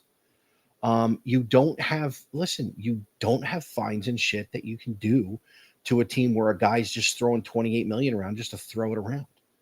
I mean, And it probably came out of his own pocket. more than likely. I mean, for a franchise that's worth their amount, the fact that they haven't hit the second eight, unless they're actually doing this to, to avoid the second apron of the salary cap in the NBA, which is a joke, to be honest, with the way that that thing's constructed. But at least it is a salary cap, so it's more respectable than baseball and college football that don't have one for right now. Um, but, it's what are they gonna do? Are they actually going to, are they gonna fine them $50 million, possibly for this throwing them past the second level of the luxury tax? Potentially, could they take a draft pick away? Again, it's not gonna make a difference because the Clippers, even though they actually tied with the Lakers atop the Pacific Division last year, the Lakers technically won the division for head-to-head matchup, but it's something that the Clippers are gonna be a playoff team this year. Nobody's really denying that aspect. Um, but also nobody's expecting the Clippers to have their name on the O'Brien Trophy next year, especially with the fact that Oklahoma City and Minnesota are still actually, as talented as they are. And not to mention, they're not better than Cleveland. They're not better than if Philly's fully healthy. They're not better than Milwaukee if they're fully healthy, which they won't be because Dame is gone and what have you. The Clippers are maybe the 6th seed in the Western Conference next year. That's about it. I don't think they get past the first round. When we do our NBA preview, obviously, in the next few weeks, we will obviously have more information about the Clippers, Lakers, and everybody with a lot of focus on the new look Cleveland Cavaliers, who I think with the injury situation in the Eastern Conference are primed to take a run at another finals appearance and the first in franchise history without the guy's last name being James on the roster, unless something insane fucking happens in the next few weeks. So James, nice hat trick, sir. Very diverse topics. As we said, we're not going to take a halftime tonight because I'm going to turn into a pumpkin any minute. And it's not just because I'm fat and wearing orange. But what do you say we get to the blast and let's send this puppy home tonight? Yeah, let me actually get it loaded up here. I think that needs to be kept in every show, like the translator and or the Chronicle, because it's like every fucking week. And I love it. Okay, can we not do that right now? Hey, in case you haven't noticed, and judging by the attendance, you haven't. That has to be an OTR. Be an OTR. So tonight's blast, we are going to start. You want to start in the middle? Yeah, go ahead. As I sent out on both Facebook, Instagram, Threads on Saturday morning, the Mets had a big win on Friday night. Really on thin ice in Cincinnati, get a big win in a statement series against a team that's chasing them. And on Saturday morning, the New York Mets fan base and franchise woke up to an absolute gut punch, and that was the loss of not only the man who led us to our last championship in 1986, but also the winningest manager in Mets history and the man who flew out to end the 1969 World Series, the Mets' other championship, as Davey Johnson passed away at the age of 82. Davey Johnson had the second highest winning percentage among managers who won 1,000 games in Major League Baseball history. Jim, I didn't know if you knew this, but him, Henry Aaron, and Darrell Evans were the first trio of teammates to ever hit 40 home runs in the same season for the Atlanta Braves in 1973 after Johnson was traded there by the Baltimore Orioles after several great years in Baltimore and a couple of championships there as well. He became a manager after his career ended right into the Mets farm system and was promoted to big league manager in 1984. Starting a run in the National League East where only 3 teams ever finished at the top. 84, the Cubs won the division. 85, St. Louis. 86, the Mets. 87, St. Louis. 88, the Mets. And 89, the Cubs. Wars. He never won less than 90 games, James, as a Met man in full seasons as a Met manager. He was the architect of the turnaround for that franchise that dominated New York baseball in much of the 80s. And we had seen pictures of him in recent days, and he did not look well.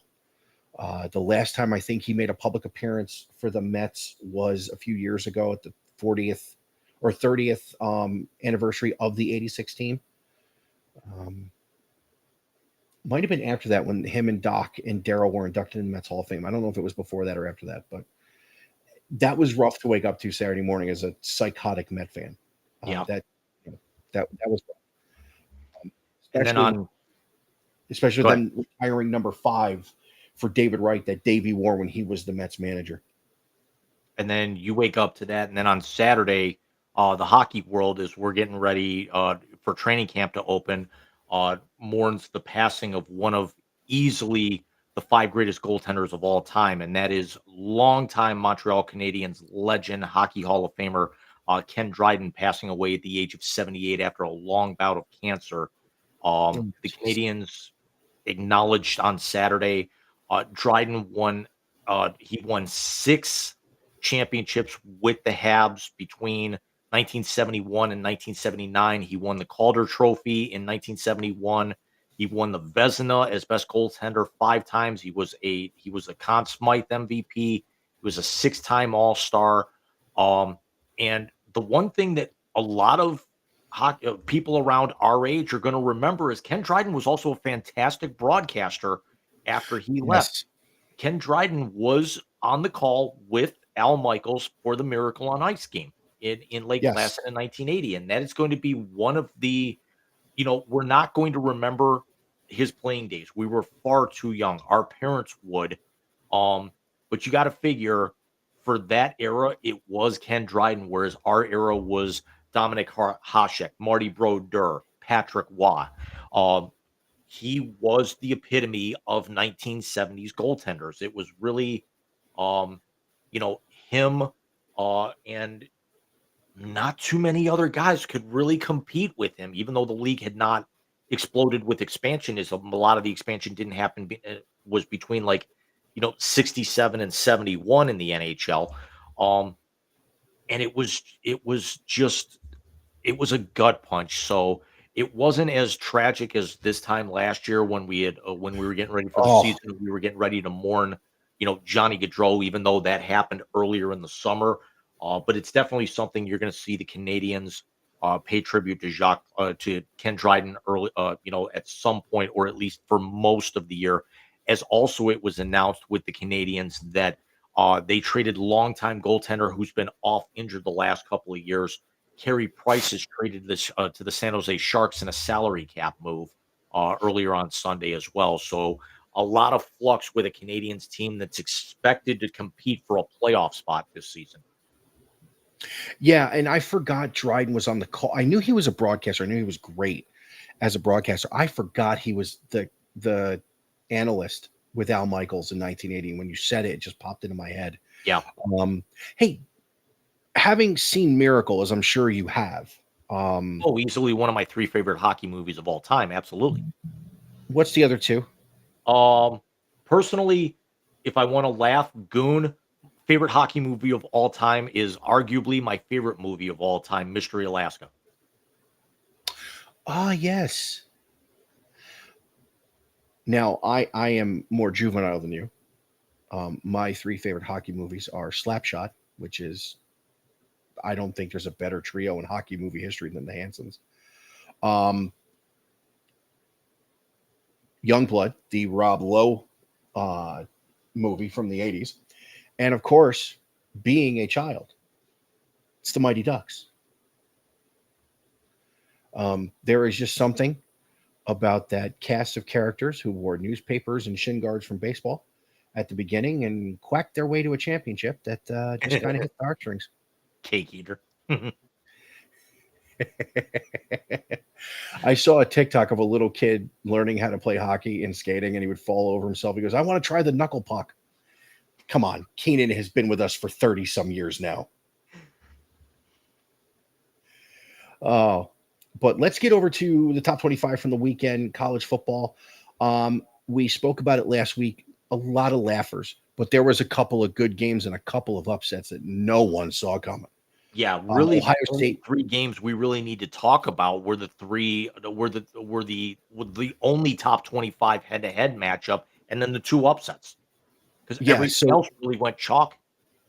Yeah, running from the top, Ohio State dominates. Grambling, of course, in a game no one cared about until you got to halftime. And as I told Jim before the show, Big Ten Network did a really cool thing, and they broadcast the halftime show for both bands. It was Alumni Band Weekend for Ohio State, so that's the 4 Script Ohio's, which, hater or not, that's still pretty cool when you see the 2 on the end lines and the 2 on the sidelines. On topic with that, the female sousaphone player who dotted the I in the main band one is the first time the child of 2 people who dotted the I got to dot the I. I thought that was pretty cool. That was pretty cool.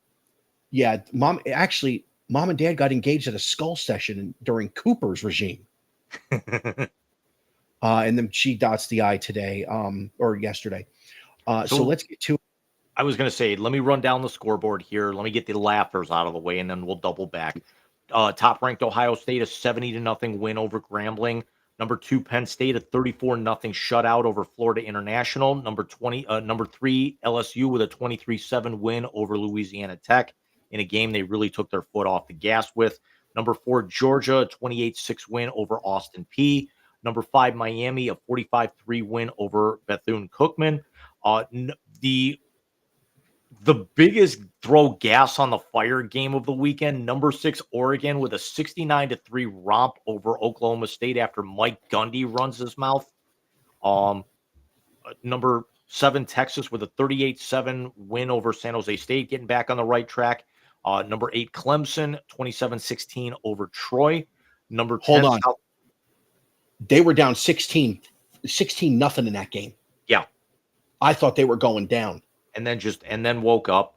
Number 10, South Carolina with a 38-10 win over South Carolina State. Number 11, Illinois goes on the road for a 45-19 win over Duke. Number 12, Arizona State upset late, 24-20 by a Mississippi State team that did not get into the rankings, but sure made a strong point for it. Number 14, Florida State, a 77-3 win over East Texas A&M. Number 16, Iowa State, with their 4th win in the last 5 years in the Cy-Hawk matchup, the earliest trophy game of all of them every year, and a 16-13 win over Iowa. Texas A&M, a 44-22 win over Utah State. Number 20, Ole Miss, a 30-23 win in Lexington against the Wildcats. Number 21, Alabama, a 73-0 win over Louisiana Monroe. Number 22, Tennessee, a 72-17 win over East Tennessee State. Number 23, Indiana, a 56-9 win over Kennesaw State in 1AA. And Texas Tech, a 62-14 win over Kent State. And then rounding out at least the laughers, number 25, Utah, a 63-9 win over Cal Poly.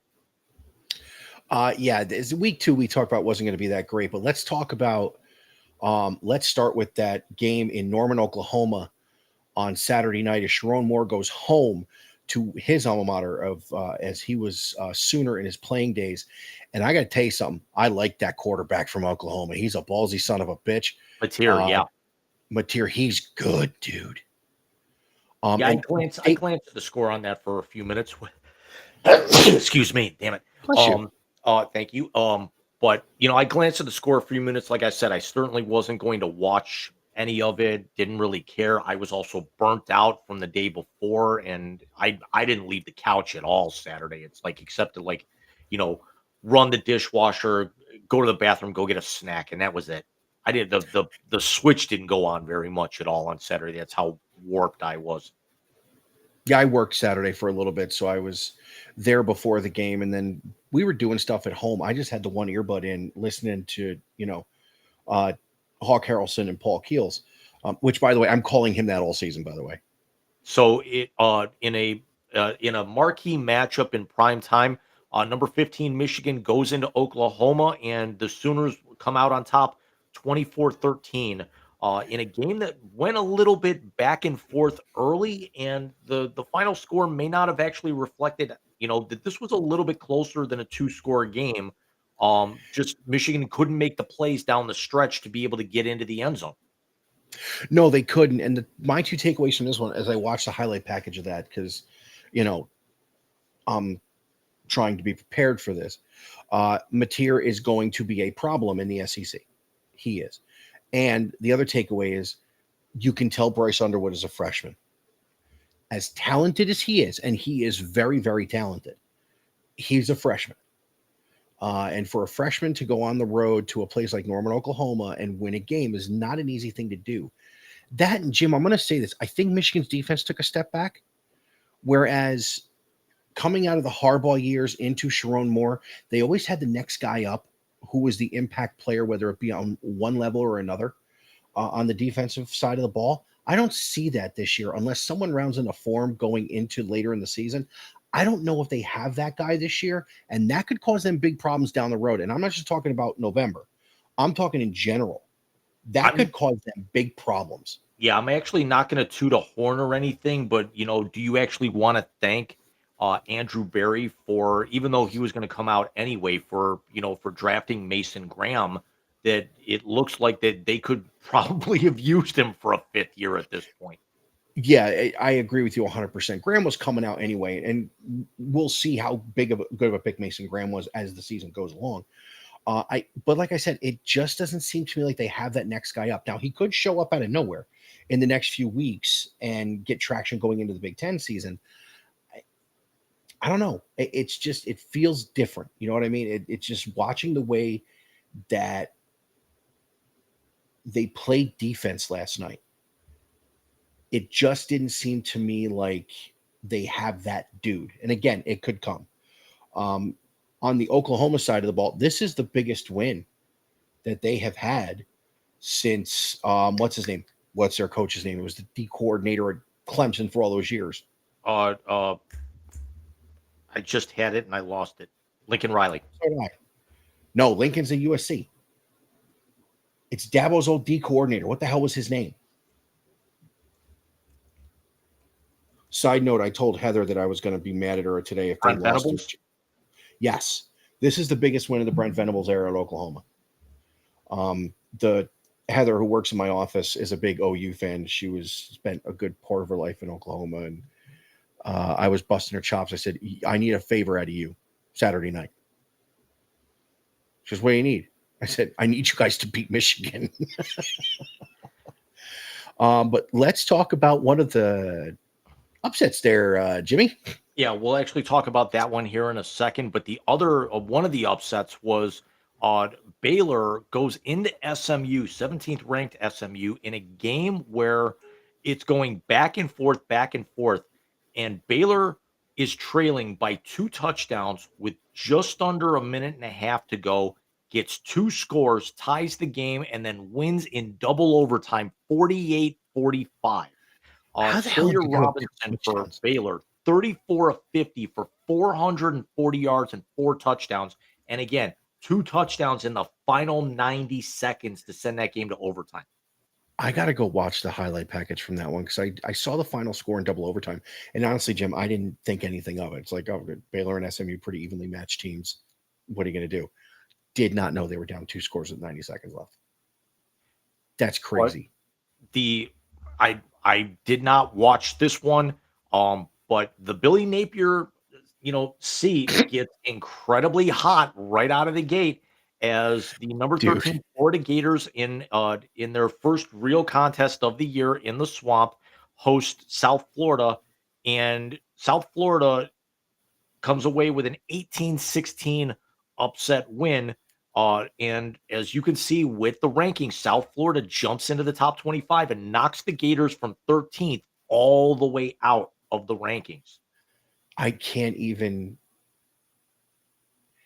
When I saw that, and yes, I sent you the thing showing they walked it off, and I was just being a dick, just doing that.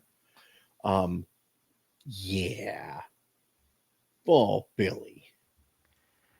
It's what the fuck? My dad and my brother are trying to give me shit. It's like, I don't care about college football this year. Although I will say I went back on my honor from last week and I did watch the border war between Kansas and Mizzou, which was a great game. As they renew that rivalry. If I may, I did not take your words seriously for 2 reasons. One, I knew the border war was happening this weekend. And 2, you will watch at some point in time something. Your Mizzou fandom. I honestly believe that you will be tuned in when Arch goes into the swamp. No, No, Florida goes to Texas. no. Sorry. If it was It in the it swamp, happened to be on. It was early in the season. It was, it was two undefeated teams. It's like once the season comes along, Florida's not going anywhere. Mizzou could be, but I mean, I'll watch them casually. I'm not going to care.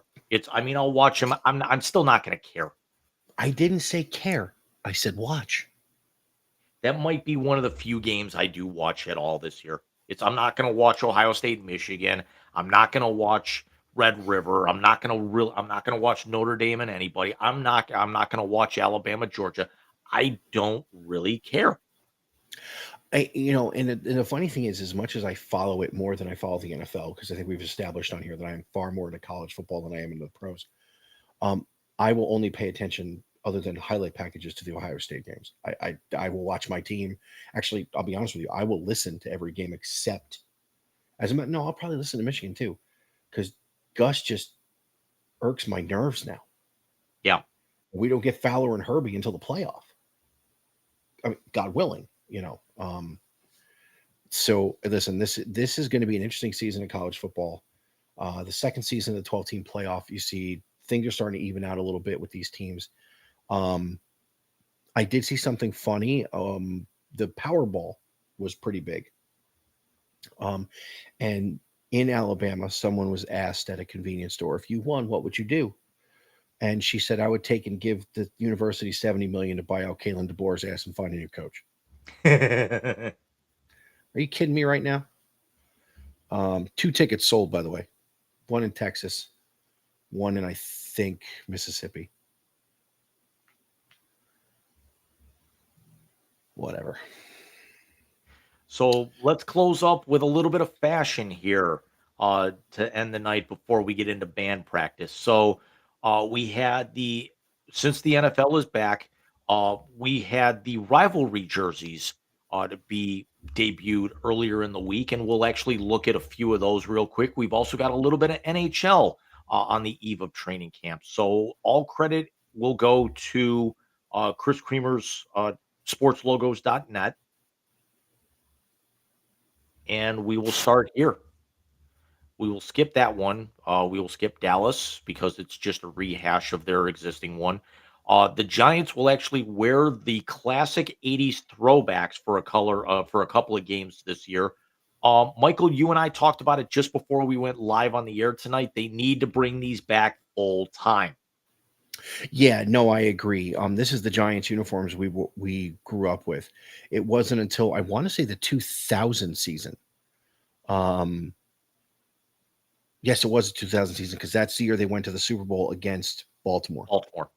That they went to the 50s era Frank Gifford, Y.A. Tittle Giants logo and jerseys. I think them and the Jets did it in almost within a couple of years of each other. The Jets went back to the ones from the 60s with that logo. And then, of course, the Giants went to that one as well. This is my favorite Giants jersey, too. Yeah. You think of LT and Carl Banks and those boys in those uniforms. Yep. Yeah, that's my favorite. The Eagles going back, can't really even talk about these because they go back to them at some point every year. The Commanders will actually don their name of the franchise that we won't discuss on this show here for political reasons, but they will actually go back to that color scheme for a couple of games. And I'm starting to hear mumblings going around that they may be looking to go back to that scheme permanently in the coming years, even though, they'll never go back to the name regardless of whatever, administration or politicking, goes on. But the colors do need to come back. Agreed. I think that I used to like that uniform too. They never really wore the dark back in the day. It was always seemed like they were always wearing the white. Yeah. With the dark pants. That's all the Super Bowls I've seen them play in were those three. Theismann wore them both times he played in it, the one loss and the one win. Mark Rippon played in it, and of course Doug Williams played in it when those two teams won, beating the Broncos and Bills respectively. I like this. I like the helmet with the same setup with the W instead of obviously that picture. Um, so yeah, no, I like this. I think that's a nice. I do like their black jerseys too, though.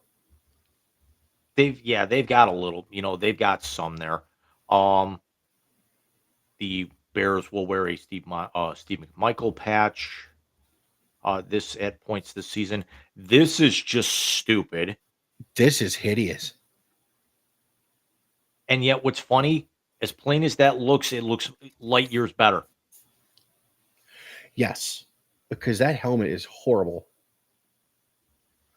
You might as well use the The leather helmet, yeah. yeah.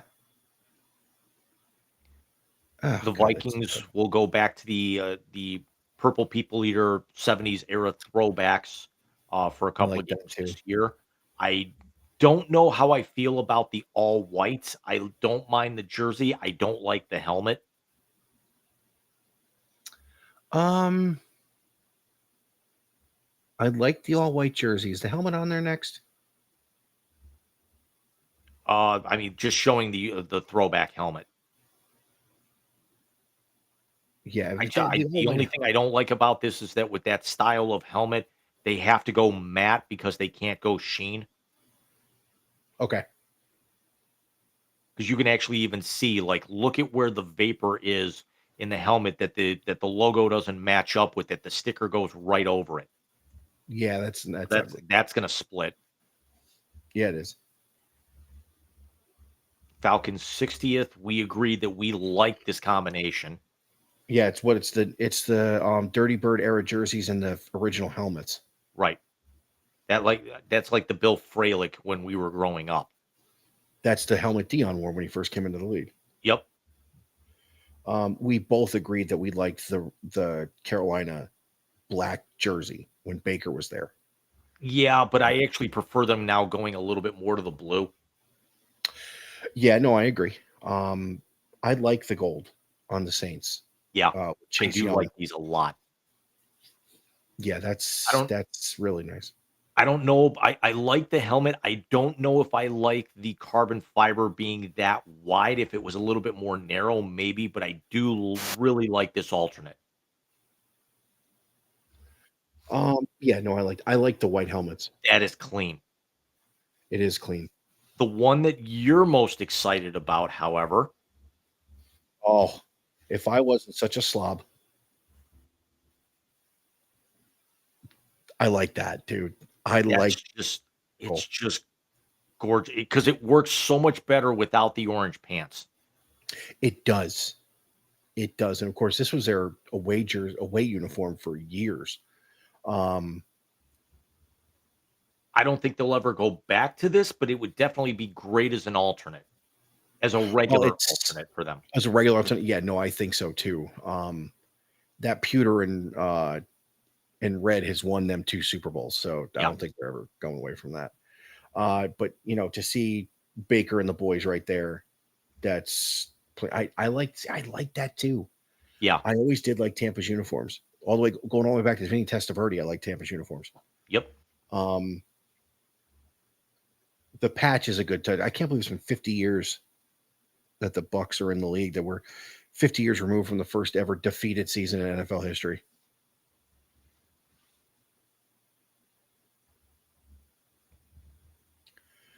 Now we're getting into the rivalries jerseys for the year.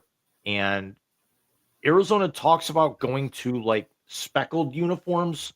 Um Mike, it's 9:45 on a Sunday night and I want Chipotle. You can't unsee it. Nope. The Arizona Cardinals are now dressed like tortillas.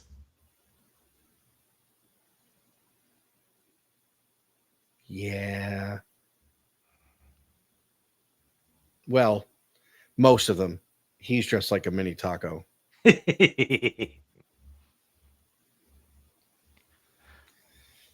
The more I see these, the more I love them. Now, is that navy and the other blue, or is that black? It's midnight blue with um the royal on the shoulder as an accent. Okay. Yeah, I like that. Um, yeah, I like that, especially the blue inlet on the sleeve, the Yeah, lighter blue. very, That's very nice touch. Because people always forget when they were in Anaheim and also when they were in St. Louis.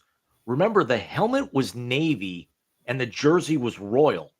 So it's basically just darkening the navy and then making the jersey match. I'm trying to remember the first Super Bowl with Kurt Warner. They hadn't gone to the gold and blue yet, had they? It was still the LA Rams uniforms, but just in St. Louis, right? Yeah, Okay. trying to actually pull up the image. Yeah, here's a perfect one.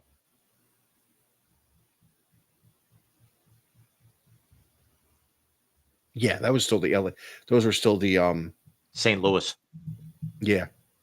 Yeah. So you can tell you got the royal on the shoulders, but you got the navy in the helmet, and there was Yeah. and navy striping down the side. Yep.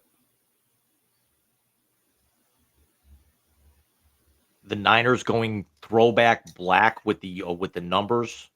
Yeah, I like that too. I mean, the color the black color rush. I definitely like that helmet is just mean. That looks like it would hurt someone, Yeah, especially with the visor. yeah. The throwbacks, but this is the one that we're all talking about. I like these, dude. I like these, especially the touch inside the number that we skipped at the top. Yeah, Um, those so the one color helmet, the striping in the shoulder, the 12th man inlet in the number. yeah, inside all the numbers is 12, of course, for their fans that they call the 12th man. Amazing. These are just Absolutely amazing. I'm not saying that they could ever go to, you know, change these and make them a permanent, but these are just slick. They are, and of course, they're going to use their throwbacks as well to the Steve Largent days later this year. Um, and they're And a also 50 50th years. anniversary as well. See, I don't like the green one. Yeah, The color rush one. nobody I does. like the new one, and I like the throwback. I'm not a fan of the ones they won the Super Bowl in. So we move from Seattle's football team to going on the ice as for the first time in their short franchise history, the Seattle Kraken will unveil and wear an alternate jersey, which actually came out earlier this week, and it entirely black. Yeah, I like that one too. I Like like the red. if you look I at like the the red Kraken. accents. I like the aqua on the sleeve. The striping pattern Mhm. reminds me a little bit too much of the Rangers alternate. I do like the fact that they kept uh the discoloration of the I within the S on there because original viewings showed it wasn't. But I'm gonna have to see how these look on the ice. But I kind of like these.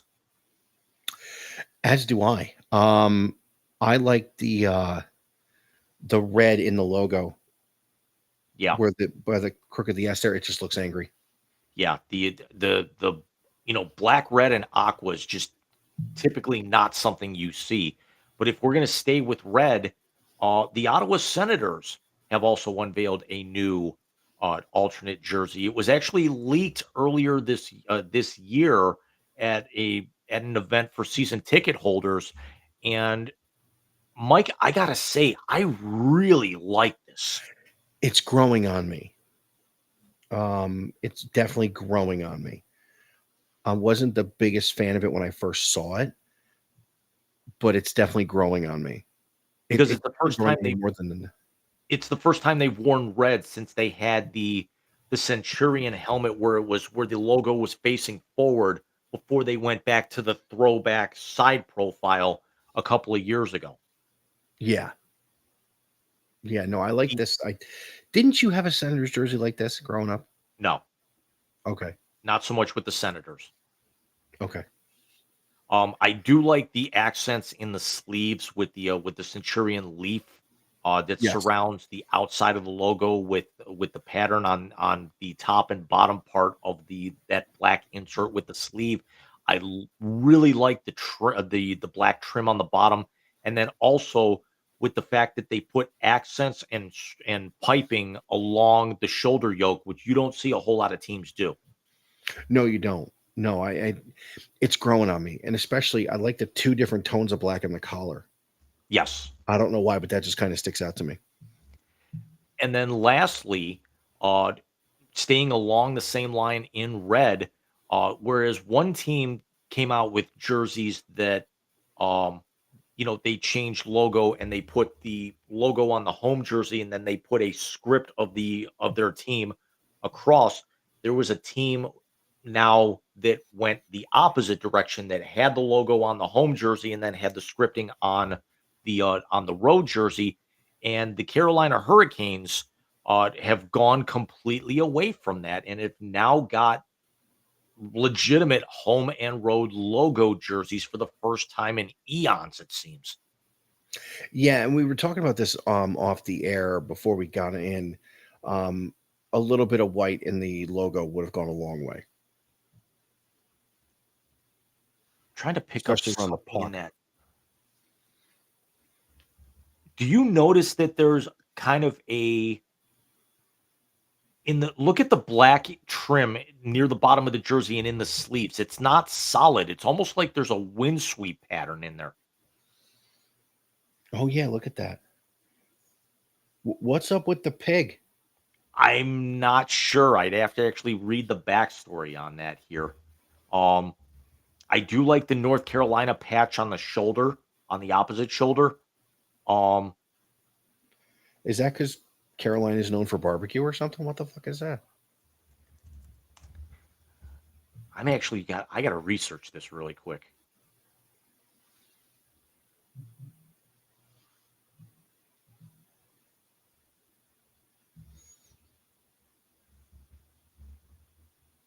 I swear if Duolingo yells at me one more time, I'm gonna tell it to go scratch.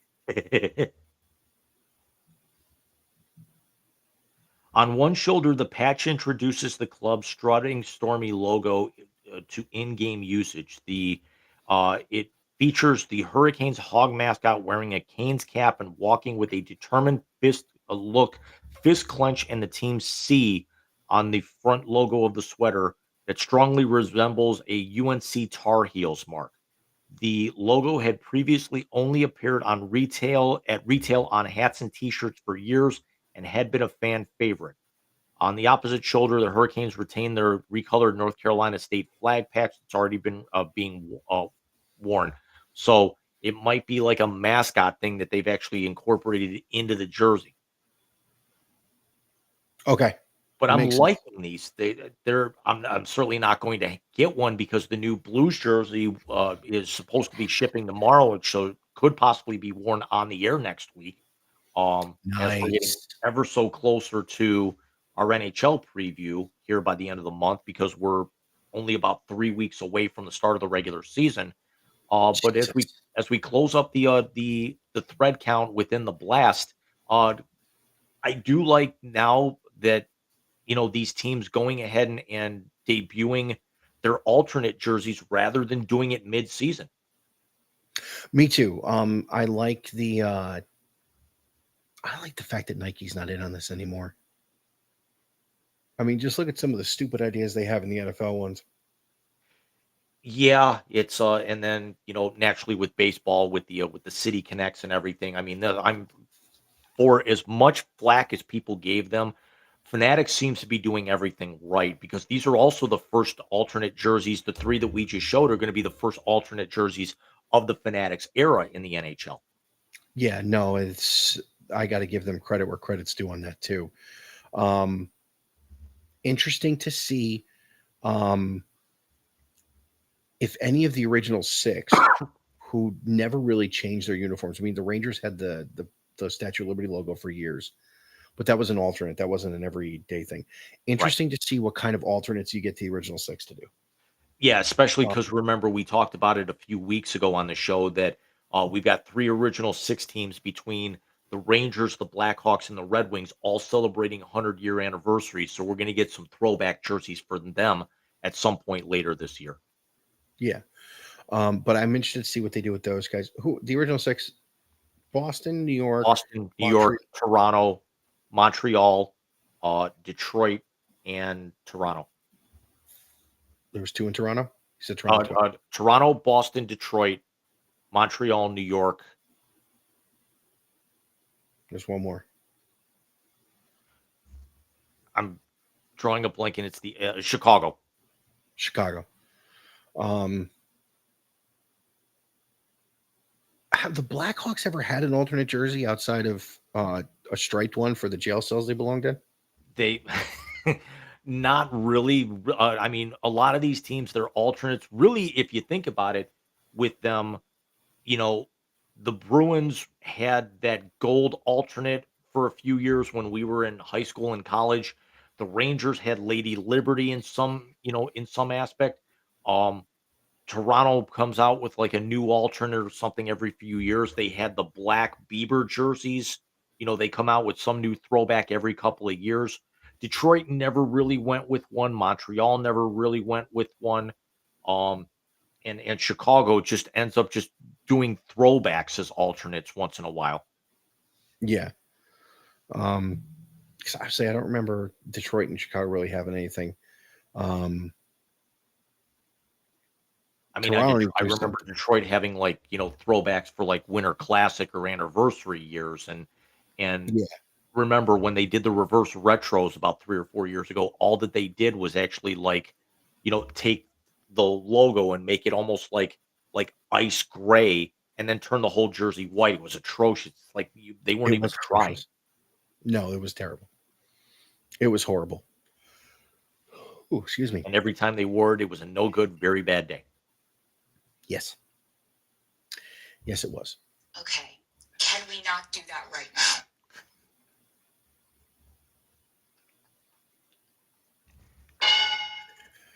Oh, James, it's wonderful. But I think it's time. Would you shut up and just push the button already? No, God! No, God, please, no! No! No! No! It's the YZ Translator on the Wise Guys Sports Show. I'm forever unclean. Yes, ladies and gentlemen, it is as always happens at this time of the night. It is the YZ Translator. It is the best segment of the night because it is the last segment of the night. The moment when James and I give each other names inside and outside of the sports world, and we come up with the first thing that pops into mind. And it started out as something funny, but now it's gotten to either insight, funny, or we ask a rhetorical question about someone who's lost their fucking mind. But as always, the highlight of the Translator is, of course, the now world famous YZ Chronicle. And James likes to make me lose my mind to the point where I believe it's a chronicle that I'm laughing at in the intro for the segment. I would like to remember what the look on your face was about in that one too, because that was pretty fucking priceless. But James, sir, if you would please. Stephanie, allowing me to take a shot at my co-host tonight. Fuck you.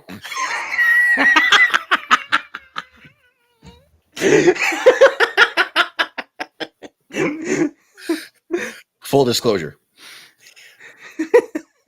My wife sent a picture of me nodding off with Bobby. First of all, the kid is so damn cuddly and warm that you just kind of, it's one of those. It's like your favorite blanket on your chair. You're done.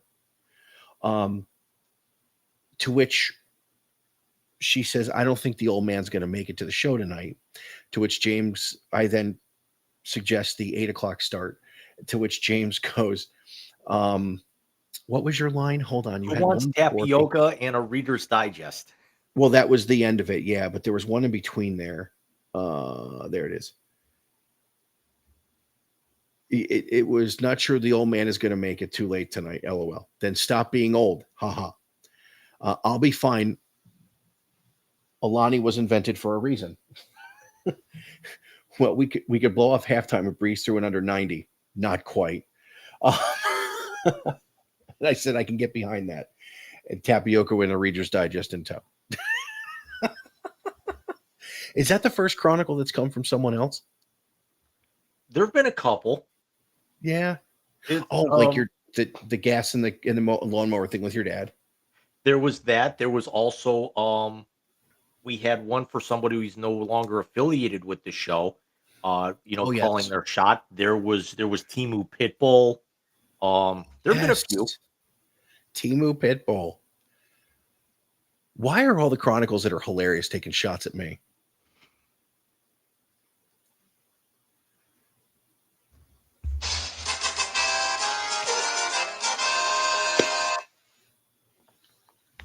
You dick.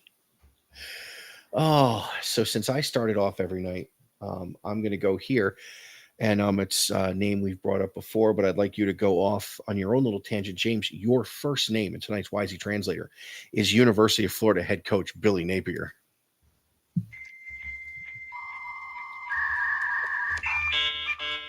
You gave him to me towards the end of last season, and you know what's changed in the last 8 months?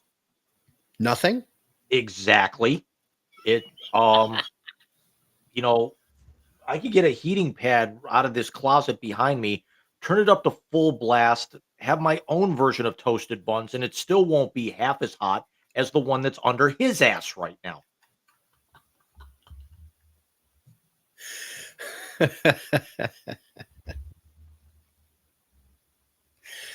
Oh, we've had a toasted buns reference on the Wisey Translator. That's beautiful.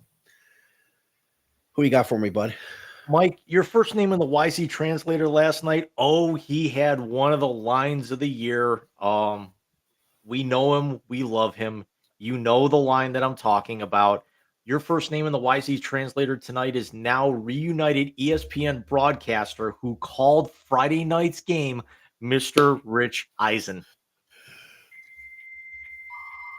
Thank you. Thank you. An absolute fucking gem.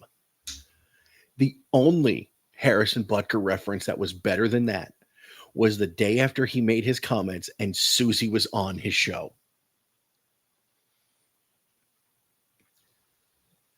Just that was you know what? I almost gave you Rich for the second name, but when he said, and Butker is wide right, you're like, oh, Rich, we're still throwing haymakers at Harrison Butker now, aren't we?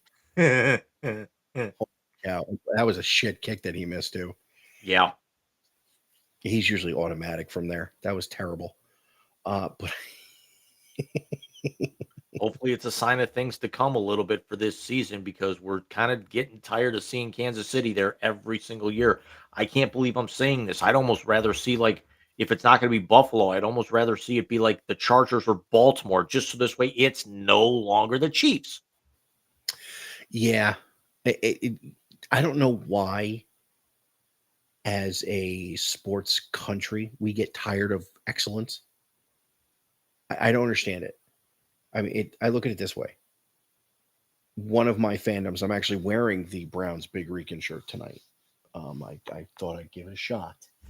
But we have more fans wanting them to win out of the dumpster fire that is Cleveland than we want people to see the Kansas City Chiefs continue their run of excellence. They're unlikable because they're funny and they're good.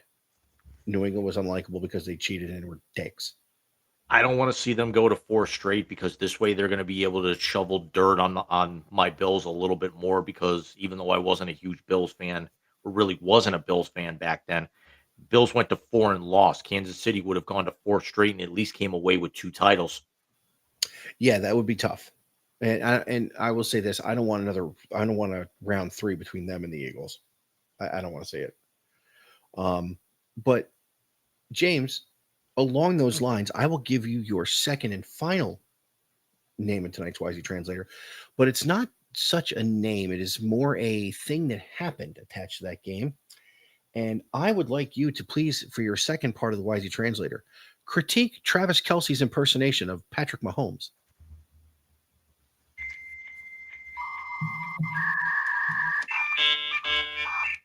Hit the button. Okay, can we not do that right now? As I'm sorry, my new favorite commercial of the NFL season comes on, and it's the new State Farm commercial with Megan Trainor. Have you seen this? No, I haven't. Okay, part of my answer, and I am going to leave this in. I'm going to find the video, and my answer for the Wisey Translator, Michael, is going to be your reaction to this commercial. Okay. Did you see the clip I'm talking about, though? I did. That's what he gets for telling people I don't know where Brazil is on the globe.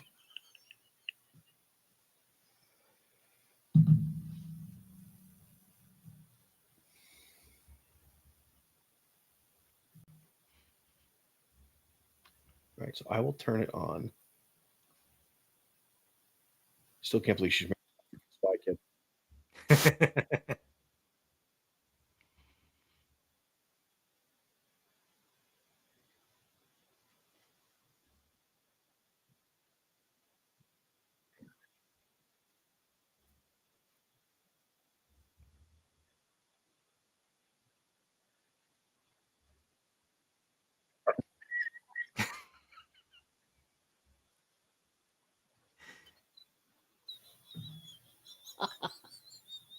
How bad is it that that's Super Bowl caliber in the first week of the season?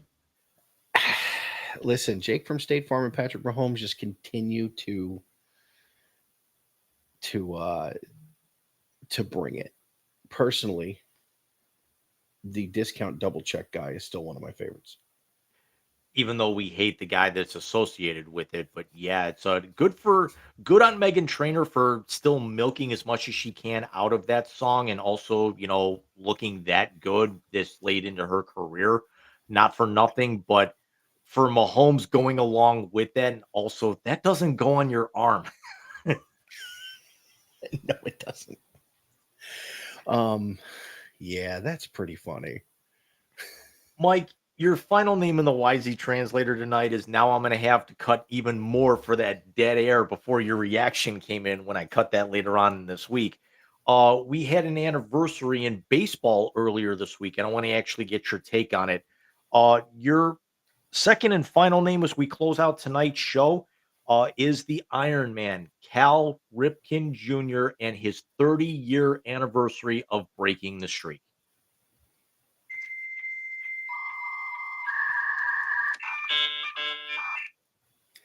To quote Chris Berman, who was doing that game, Cal Ripken reached the unreachable star that night.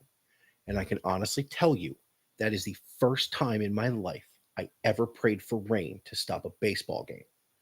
And do we know why? Because the very next night, 30 years ago tomorrow, the Baltimore Orioles played in Cleveland the night the Cleveland Indians won their first ever division title. I was at 2132. If it would have rained in Baltimore, could you have imagined the night in Cleveland? 2131, and the Indians win their first ever division title. I mean, unreal. But I can say I was at 2132. Where it was really official. It was his first game after breaking the record, and Cleveland showed up and showed out for him that night.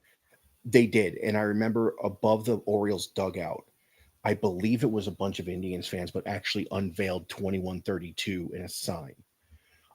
But yeah, it was 30 years ago tomorrow night. I was sitting 12 rows off the Tribe dugout. And I can say the Tribe because that was their name then. And Jim Thome squeezed that pop up off the bat of BJ Surhoff and sent Cleveland into a party that it wasn't cheering. It was open weeping. There was a woman who was pouring champagne from the loge level onto the fans. And people were yelling, "I can die happy." I mean, it was unreal. It was Up basically the until end of Major League in real life. Cleveland is either in a Super Bowl or finally breaks through and wins a World Series. Exactly. 2016 notwithstanding. That was special in its own right because of the circumstance. But if one of the older two franchises, when they finally get that job done, it will be a release like we've never seen. I mean, as big as it was in 2016, which that's 10 years next year already, Jim. Yeah, but just knowing us, I mean, as Clevelanders, think about it. It's like the two oldest franchise winning the title. We're not even going to be able to enjoy it because it's either going to be pouring rain in the fall or it's going to be 3.5 feet of snow and 20 below in the first part of February. Well, that and the fact that they're going to burn the city to the ground if the Browns ever win. At least it'll be warm. That's true. Then again, it'll probably, for all we know, it might be so cold there might not actually be any oxygen in the air to be able to keep the fire going. Also true, but are we standing on the 480 bridge to watch it burn, or what are we doing? I mean, first of all, you're never going to get me on the 480 bridge, or you're anywhere too close hyped. to it. Even though I, passed by it on my trip on Friday night. But it's Yeah, the good thing is that it's so dark I don't have to realize how high up I am when I'm coming back across it. that's very true. Would you stand on the Guardian Bridge to watch it burn? I'd probably sit. I'd probably be maybe not on the bridge. Maybe I'd actually go up to like an observation deck or something at not so much at Tower City, but I definitely watch from an office window or something like that. I mean, hopefully far enough away from the fires that we don't get stuck on a higher floor. Um, but yeah, no, I would absolutely have to. I'd have to be there. I really do feel like I'd have to be there if the Browns or the Guards won a championship. I missed obviously 2016, but I was there in spirit. Um, dude, it's barely 10 o'clock. Yeah. Done.